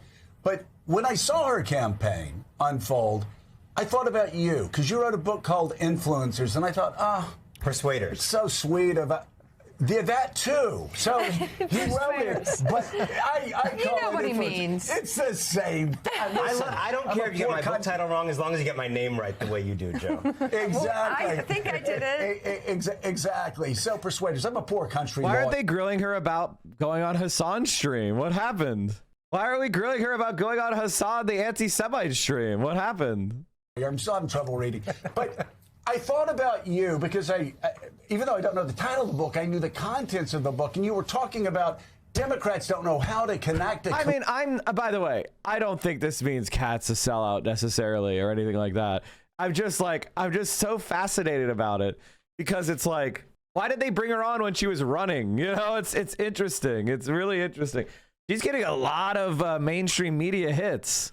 She's got the inside track. Communities. Who's sitting to your right, I think, is offering an extraordinary blueprint because even after she lost a heartbreaking campaign, she said, hey, by the way, we keep going. We keep going. We keep helping the community. Campaign for politics over. The campaign to help people continues. Talk about that. Yeah, we were sitting just in the green room right now chatting, and I had that feeling of like, when you write about something saying it should exist and then you actually encounter it in the world, it's a very nice feeling. Doesn't happen a lot. Let me just put what I find so appealing about what Kat is doing in a context, which is if you think about how historically unpopular Donald Trump has been in his second term, and you look at that math as you highlight every day, and you then look at how much has that, we're in a two-party system, how much has that historic unpopularity of this leader become support for Democrats? The answer is very disappointing. In other words, Donald Trump is historically unpopular, and Democrats have found a way to benefit from that almost not at all. Well, I mean, I don't think that. Okay, can I stop this for a second and actually be serious for a second? Democrats are doing well with people that are not Republicans, because if somebody is a Republican, they're never going to vote for a Democrat, even if they don't like Trump. Democrats can only win by creating a realignment, which means tapping into all of their affinity groups and maximizing their sense of victory and investment in the race, which means they have to go left. The Democrats want to win. They've got to pander to their base, and they have to build up their base structurally going forward. They are not going to win over any Republican. It's perfectly legitimate to not like Trump and be a Republican nonetheless. And that's going to be 70% of the people that don't like Trump but are not currently supporting the Democrats. That's going to be the vast majority of those people. It's not hard to understand. And you're never going to get them to come over to our side. And any attempt to do so will just hollow out the base that actually wants to defeat Trump. And that, to me, comes from a lack of real reckoning about what is the connection to community, as you said. How are we trusted? Are we out of touch with voters in terms of, as Kat was highlighting, the wealth of the candidates we run, the age of the candidates we run? Are we embedded in communities? Are we running and embedded all over this country? And, you know, in The Persuaders, one of the core ideas I wrote about was this notion of movements need to be homes, not just opinion factories, right? Not just places that have positions you might agree with, but actual homes. And to your point about when you were running, if you create that sense of home in a movement, you're my people, you take care of me, you may feed me, you're in my community, I see you, I'm willing to then tolerate differences on individual issues because I have an underlying issue, sort of like you do in a family, right? You don't need to agree with everybody in your family because there's a deeper baked trust. Thoughts about Dan Bilzerian running against Randy Fine? I don't think he's going to win, but he could. Well, movements can have that kind of trust. And I think it is inarguably the case. I've never spoken to any group. Are you a person who goes after registered voters, or do you believe that there is untapped potential in getting people who never vote but would come out for leftist policy? Well, here's how I would respond to that. Hold on, I'm responding. I'm going to respond. I'm in the process of responding. The responding process has continued. There we are. Okay. In Zoran Mamdani's mayoral campaign, look at the new registrations, the 100 days before the registration deadline, and then compare that to the 2021 mayoral election. No, I wasn't looking for ChatGPT. I was looking for my tweet because I'm better than ChatGPT on45 politics. Anyway, new registrations were much higher in 2025. And that's because literally 45,000 new people came out and voted for Zoran Mamdani. Do you understand how amazing this stat is? Do you understand how insane this stat is? And so Zoran Mamdani won because of new people. That's why he won. So I think you have to, on the one hand, expect that, you know, people that already registered to vote are clearly the most likely to turn out. But you should also have a strategy of getting new voters. Now, here's the thing about Zoran Mamdani. He didn't necessarily register these people by going door to door. He had an exciting campaign, which made people come to him to register. They got off their own ass because they were drawn into his campaign. They felt like politics was relevant to them. So it was so when you say, go after new voters, you have such a good platform that's exciting that people that are feel disenfranchised actively join. I just realized something, chat. Today, we are 4 hours into the stream, and I forgot to shill. If you enjoy this content, please consider supporting it by subscribing at tier 1, tier 2, or tier 3 sub. If you have Amazon Prime, you can attach that to your Twitch account. You get 1 free sub a month. That's your Twitch Prime sub. Please consider supporting us by using those primes now, or gifting subs, or resubscribing, or literally doing anything. That would be great. Where were we? Oh, we were watching Cat. Oh, green mask guy. Thank you for the 20. Okay, this is you about. Fuck. I had this video around of this 5 country times. that is passionate about the cause of democracy in the age of Trump, that feels the Democratic Party. Everybody bend the knee to green bass guy. FY is bass like a green base guy. Green base guy. Okay, I thought green bass because, you know, bass fish aren't they green? Aren't bass green? Yeah, see? I thought you were like green bass guy because that's a bass. They're green. But he's like, no, it means base. That shows you how I'm from Pennsylvania because I'm like, oh, it's a fish. Speaking of bass, didn't LA have a legit challenger to her? Yes. We'll be talking about her more this week. Don't worry. He speaks to them, connects to them. They vote for it, but there's not a lot of passion. And so I think what Kat is pointing to is the notion of home. As she just said, show, don't tell. If you want to advocate for universal health care, that's a wonderful policy position that'll take place 10 years from now if it wins today. There's a lot of ways to show people that value now. There's a lot of ways to set up in public parks on a weekend and have volunteer doctors doing consults. There's interesting grassroots stuff happening around the country. I am glad that you are trying to bring this to the national level and teach other campaigns to do this. Yeah, Kat, understanding that winning a congressional race in Evanston is different than winning statewide in Missouri, can you just speak a little bit to potential candidates or people running right now, just about what you learned, what you took away from the experience of running for office, what worked, maybe what didn't work, and what you would advise others running now? Yeah, so we came in a close second in a field of 16. We won the city of Chicago as well as McHenry County, which is the most conservative part of our district. So two very different political ideologies here. And that's because of that idea of showing and not telling, that idea of home. And so we at Kapow, and if anyone wants to learn more or contribute, they can go to kapow.works, K-A-P-O-W.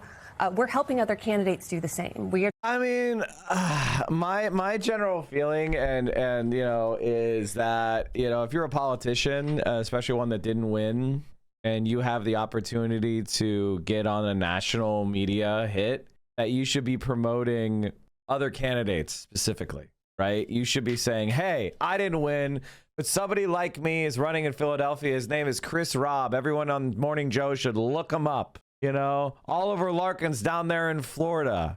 You know, you should, I feel like you should be like, I don't know, talking about electoral politics. I mean, that's just me. Trying to make this the expectation rather than the exception. If you actually want to connect with people, show who you are, get creative. I feel like we have just become... So is Kapow just like her nonprofit she's starting? Is that all it is? Like, is that it? Like, because I don't really... So is it just going to pay her? Like, what's the point of Kapow? What's the money going to? I don't get it. Rote in politics. We're doing the same things over and over again and expecting a different result. And that's just not going to happen. We have to do something different. And I think we should start that with helping people. I love that. A look at something on the national level. Democratic Senator John Ossoff of Georgia has released a new campaign ad. Why am I cynical with Kat? Because I've been around the block, man. I'm not cynical of Kat. I'm just curious. Like, I'm asking questions because I don't know the answers to them. It's not that I'm cynical towards her. I'm just like, the I midterm disagree. elections, I don't know. focusing I don't on know what to say. affordability and the corruption that he says holds ordinary Americans down. Here's part of the spot. We're told a story. Work hard, play by the rules, and you'll thrive. No matter who you are or where you start, the grind will pay off. But for too many, this story just isn't true. Do boomers ever get tired of this same old shit? Like, we've been watching campaign ads in this exact fucking way for 50 fucking years. Don't you ever get tired of this shit? Groceries, rent, Why do insurance, people like taxes, John the car Ossoff? note, It the blows power my bill, fucking the math mind. doesn't work. I was so happy to graduate college, but why is rent so expensive? What is your plan to reduce rent prices? I'm sorry, this doesn't work to me anymore. Doesn't work to just be a guy noticing problems. We're past the noticing stage. I want the solution, motherfucker. What's your solution, motherfucker? 3 Americans told us they're stressed about their own finances. No matter how hard you hustle, you can't get ahead.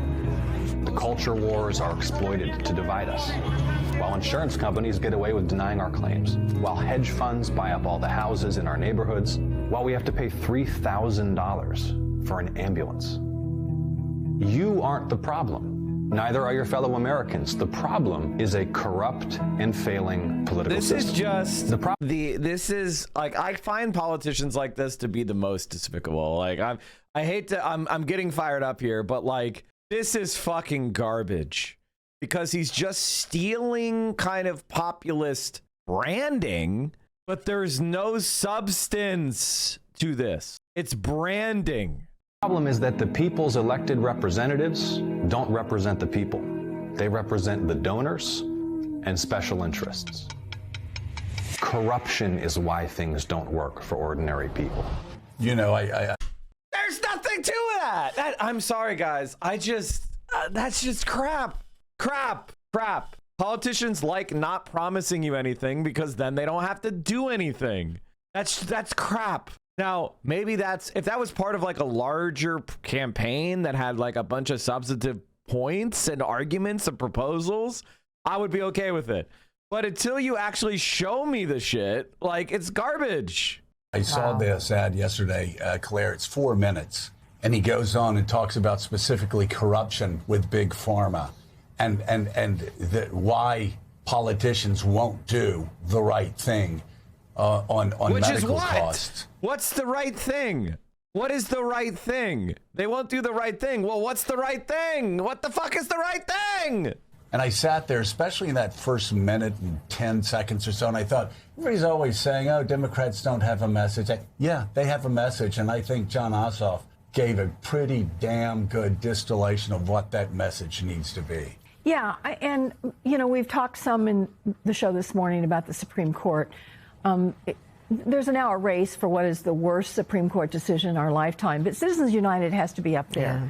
Because if you look at what's happened in these races, there is more people now giving $5 and $10 to political campaigns than ever in the history of our country. Democrats are actually staying somewhat even in hard dollars because of low donations from folks who maybe watch this program and find a candidate they care about, like Kat.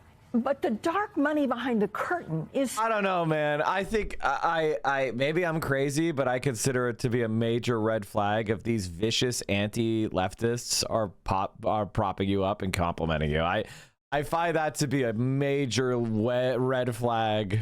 So huge, and it's coming from those very places that Ossoff refers to. These people are viciously anti-left. When's the last time AOC was invited to Morning Joe? In that ad. And that is really what is fomenting the kind of corruption he's referring to. And Kat, I want to ask you, I think you have hit on something in that candidates need to get out of doing it the way it's always been done, and they need to do it differently. What I want to ask you about is what happens after these primaries. I think, listen, I ran for office the first time. I may have even been younger than you are the first time I ran. So young people have run for office for a very long time because I'm older than dirt. So I think the thing that is important, and I ran primaries against incumbents. Yeah. So it's possible to do it. But afterwards, the key thing is, how do we keep the party together? You lost a heartbreaking narrow loss after doing things differently and inspiring a whole lot of people. How has the unity gone in terms of the congressional district you ran in? Because if we're going to fight the fascism you referred to, we've got to stay unified, even if when a progressive candidate wins or someone who is campaigning against a very progressive candidate wins a primary. Talk about unity. I think that unity comes from a shared goal. I believe that everyone deserves housing, groceries, and health care with money left over to save and spend and equal rights. And I think that the vast majority of people want that too.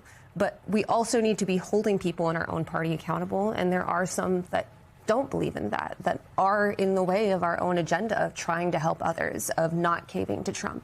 And so that unity in my own district has been fantastic. We're one of the most progressive districts in the nation, and people from all over our district in the Chicago area have been wanting to get involved in our Org Kapow, but also we're trying to figure out how we can help them.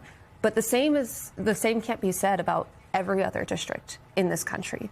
And when it comes to unity, we need to get on the same page. It's about approach. It can't be about a different goal. That goal has to be fighting for the working class. That goal has to be about defeating oligarchs, of not caving to big money interests like crypto, AI, and APAC. True. Great job, Kat. We have to be unified in that message.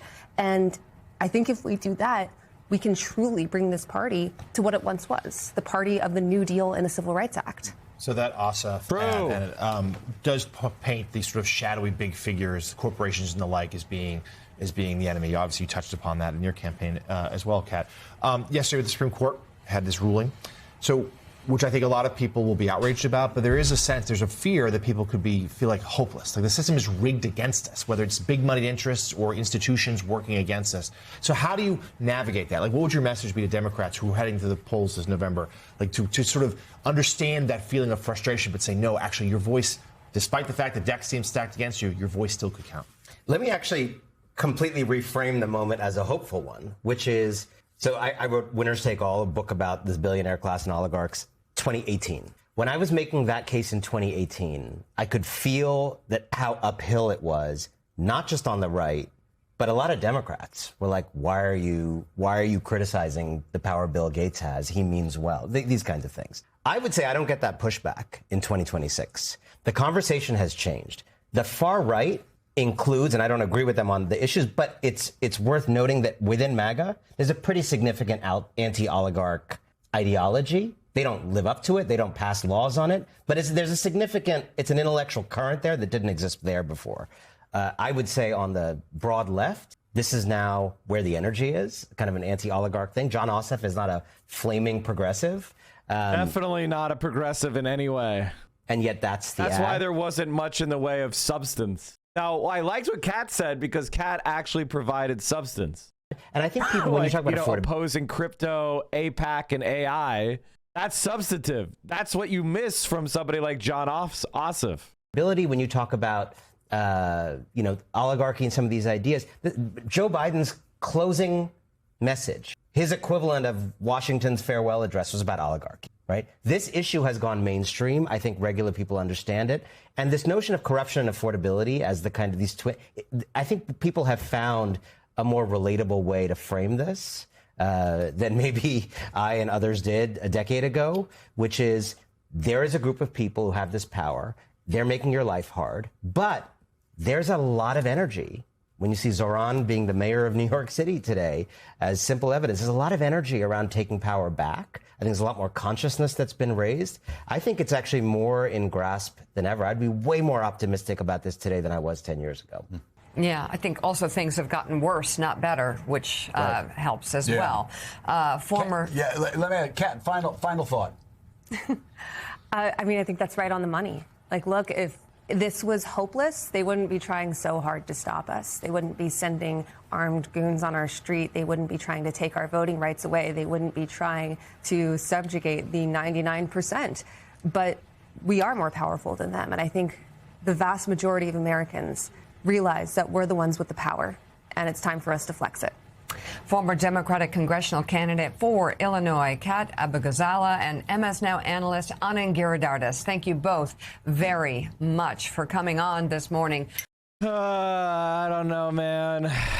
Which cat the best? I'm not sure that I'm in favor of yet another nonprofit, individually run nonprofit. I don't know that I'm in favor of yet another one. I got to be honest with you.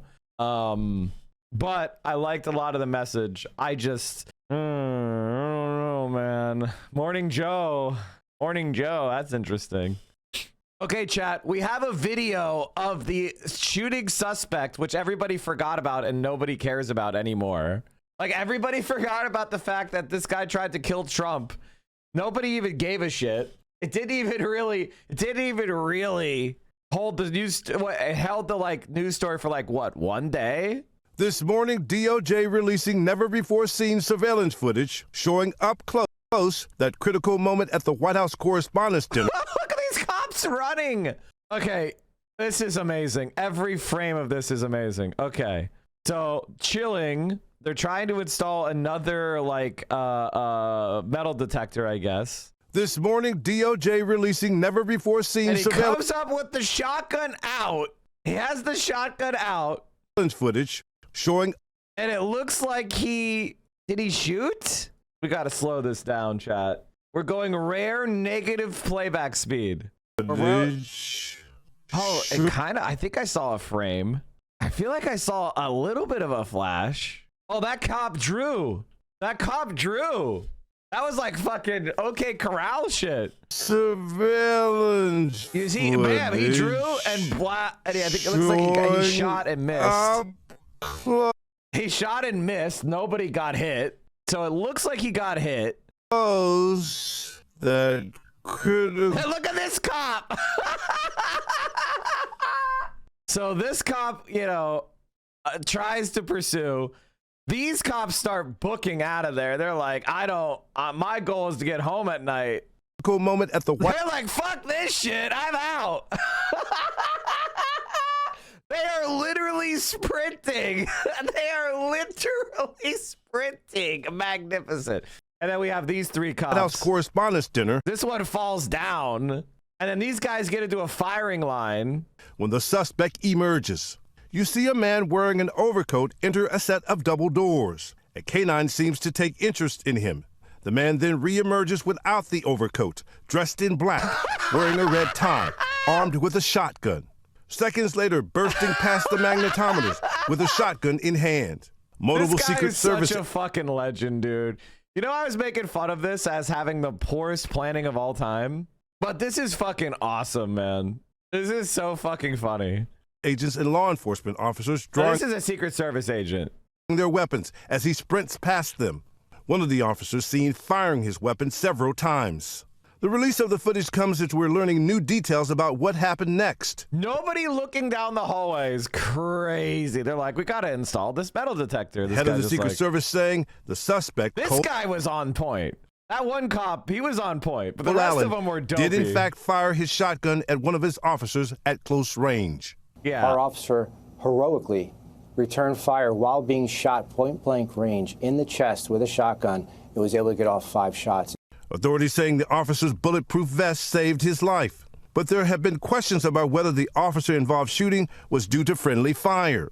In a new court filing, prosecutors say video evidence shows Allen did fire his shotgun, and they say authorities recovered a buckshot pellet at the scene. The document says the ballistics analysis of the officer's vest is still underway, with results pending. The newly released footage also shows Allen walking the halls on Friday, the night before the incident. Seemingly, I mean, if he had just, if he had smuggled the gun, if he had put the gun somewhere, that's another thing. But I feel like casing the place, even stopping by the gym. I think when I go to a hotel, I look at the gym. Like, what the fuck's wrong with that? That's casing the place, and even looking at the gym. Like, what the fuck? Every time I go to the fucking hotel, I look at the gym. I go, I'm definitely gonna work out in here, and then I never come back. Even stopping by the gym. Cole Allen was in court on Thursday. He decided not to challenge DOJ's motion to keep him in jail pending trial. He's under 24-hour lockdown, Rachel. Okay, Pierre, we appreciate your reporting on this all week. Oh, yeah, they're going to bully the fuck out of that guy. He's not going to have a moment's peace. Wait, there was an Epstein suicide note? Nearly 7 years after Jeffrey Epstein was found dead in his New York City jail cell, the New York Times is reporting on a possible note that Epstein allegedly wrote before a previous... What? What? This just dropped. There's an Epstein suicide note? It just dropped randomly? What the fuck? Excuse me? Suicide attempt has been hidden away. According to this new report in the New York Times, a, quote, cellmate said he discovered the note in July 2019 after Mr. Epstein was found unresponsive with a strip of cloth around his neck. Mr. Epstein survived that incident, but weeks later was found dead was in the the jail. Note like, hey, Donald Trump raped a bunch of kids? like what? Why? How the fuck is this note secret? Now, the Times reports that the alleged suicide note was sealed by a federal judge as part of the cellmate's criminal case.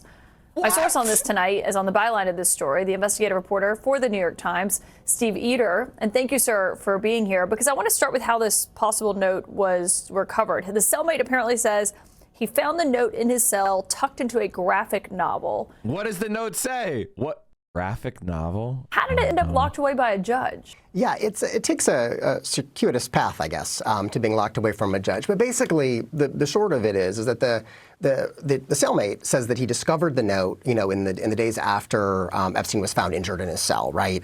And he turned it over to his lawyers. His lawyers, apparently, according to a document that we reviewed, tried to authenticate it, weren't able to right away. And then it ended up being moved over to his criminal case, not the Epstein case, but this other case that was playing out kind of parallel and ended up sort of sequestered from the Epstein proceedings in this whole other separate case for years now. And in that case, the judge put the letter, this purported note under seal. And what's the situation with the cellmates, the attorneys authenticating the note? I mean, is it clear how they would even go about doing that?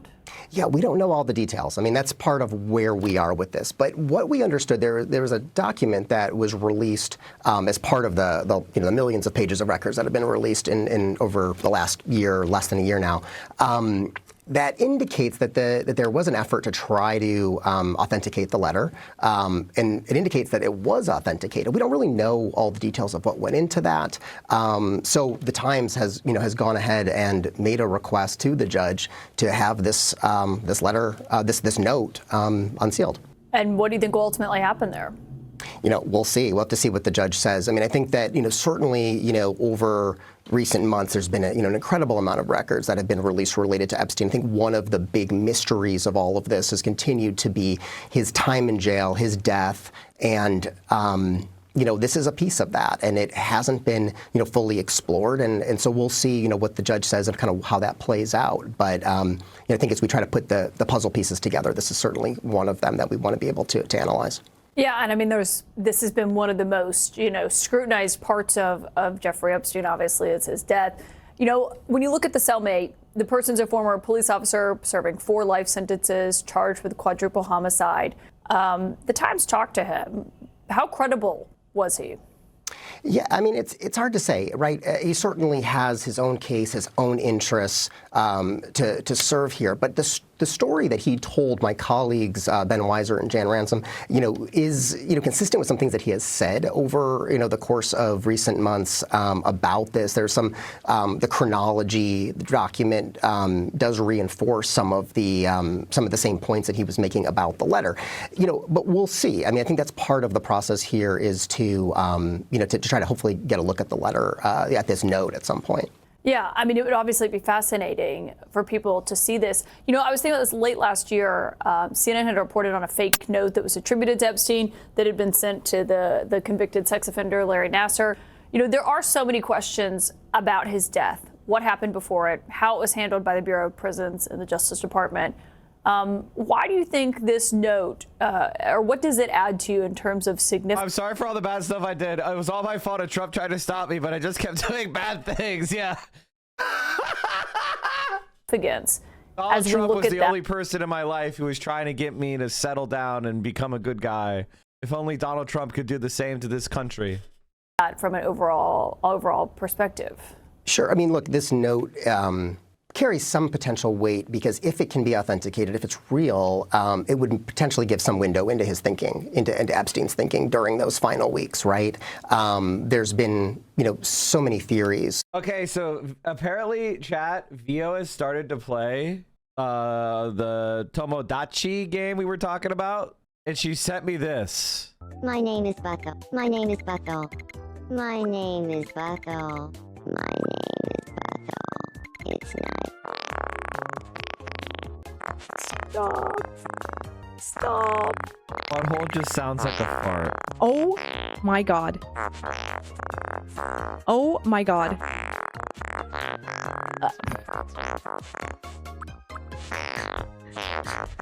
She's perfect. My name is Bucko. My name is Bucko. Theo sent me her butthole. You want to see the butthole? You gotta hit the follow button right now. All right, back to Jeffrey Epstein's note. Be right back. That have kind of spawned off of his death and his jailing, and this would be another piece of evidence that we'd be able to review and kind of look at what happened in totality there. And so that's why I think it's it's a piece of the puzzle is kind of the way I've been thinking of it. Yeah. Steve Eater, excellent work by you and your colleagues. Thank you for joining us tonight. We have now learned, according to the New York Times, as new reporting out this morning in part, that a suicide note purportedly written by Jeffrey Epstein in a Manhattan jail has been kept secret for nearly 7 years, locked up in a New York courthouse. And also this, the note was eventually sealed by a federal judge as part of a different cellmate's own criminal case, according to documents and interviews. That means investigators scrutinizing Mr. Epstein's high-profile death lacked what could have been a key piece of evidence. Was the committee aware of this? No, and it's a shocking revelation and development, and I think it highlights the haphazard way that the investigation into Epstein took place over many years. We know the FBI didn't interview key figures very close to Epstein and Ghislaine Maxwell. Clearly, there were documents that haven't been part of the investigation that should have. On the Oversight Committee, we're going to be talking in the coming weeks to one of the prison guards, Tova Noel. I think this revelation is going to lead to us wanting to talk to more folks at the prison to get a better, much more clear understanding of exactly what evidence exists and what took place. Interesting. Congressman, thank you for your time. I appreciate it. John? Yeah, a little more detail on that New York Times report on this purported suicide note written by Jeffrey Epstein that the Times reports is in a New York courthouse. Holy shit, chat. We have a hype train. If you enjoy the content, please consider supporting it. Today is Friday. And you know what that means, chat? It means a couple things. The first is it's movie night. This week, we are watching the film just in time for the LA Times called Newsies, the 1992 family musical news. I don't know what the fuck this is either. We're watching the Newsies. Christian Bale film. I do know Newsies, I think. I do know it. I tell the city how to think. I tell the city how to vote. I shape its future. Publisher Joseph Pulitzer ran New York City. There's lots of money down there in those streets, gentlemen. I want to know how I can get more of it.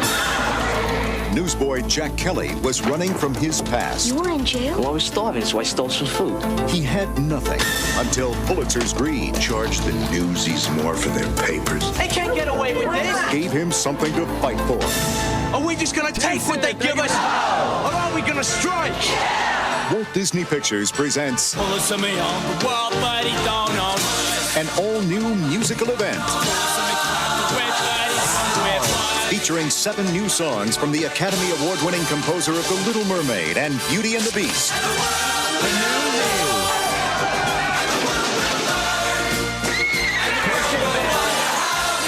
You're going up against the most powerful man in New York City. You have to fight them. I want an example made to those who would dare to lead. If we don't act together, then we're none. We don't stick together, we're none. I'll break you, boy. So what's it gonna be? In 1899, he challenged the power of the press and discovered the power of the people. Sometimes all it takes is a voice. Strike! That becomes 100. And then 1,000. Christian Bale and Robert Duvall.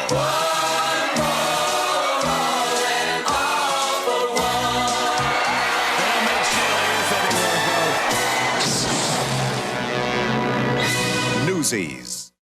So we're going to be watching Newsies. Don't forget, we also have the Reaction Podcast, our newest episode with Samuel Cedar. Our newest episode with Sam Cedar will be coming out this weekend. Samuel Cedar, what a fucking nightmare. Reunited and it feels so good. Samuel Cedar will be on the Reaction Podcast to be shit-talking Tim Pool. So make sure you hit that subscribe button. We're almost at 10K. You could be the 10,000 sub. We're at 9,990. Go hit that subscribe button. Hit the 10K subscriber number. Let's fucking go. Did you let him have it? Yeah, I guess. Anyway, what a fucking nightmare. Hit that subscribe button. It is incredible. I unfortunately have to bounce, chat. So I'm going to send you guys, gals, non-binary pals over to the mothership again because Hasan is he's visiting Corey Bush. I was the 10,000th. What the fuck? You were the 10,000th always. You're an Order of Romeo. You should have been number 1. You got an Order of Romeo, and you're not subscribed to my podcast? Like, what the fuck? How dare you? 10,000 subscribers hit on the YouTube. Let's fucking go. Beam me up, chat. That's incredible. That's incredible. And of course, last but certainly not least, make sure you subscribe to the YouTube. We're at 26,400 subscribers on the YouTube. Flawless victory for Graham Platner. Why you should push the blue button. That video didn't do well.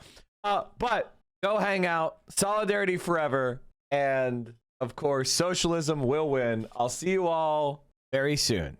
All right, everybody. Peace out. I got to get going, unfortunately. I'll see you tonight, movie night in the Discord. Thank you for all the support. Unfortunately, I hate to leave in the middle of a hype train, but it is what it is. I unfortunately have to go. I'm out of time. I will see you all soon. Solidarity forever. Peace out.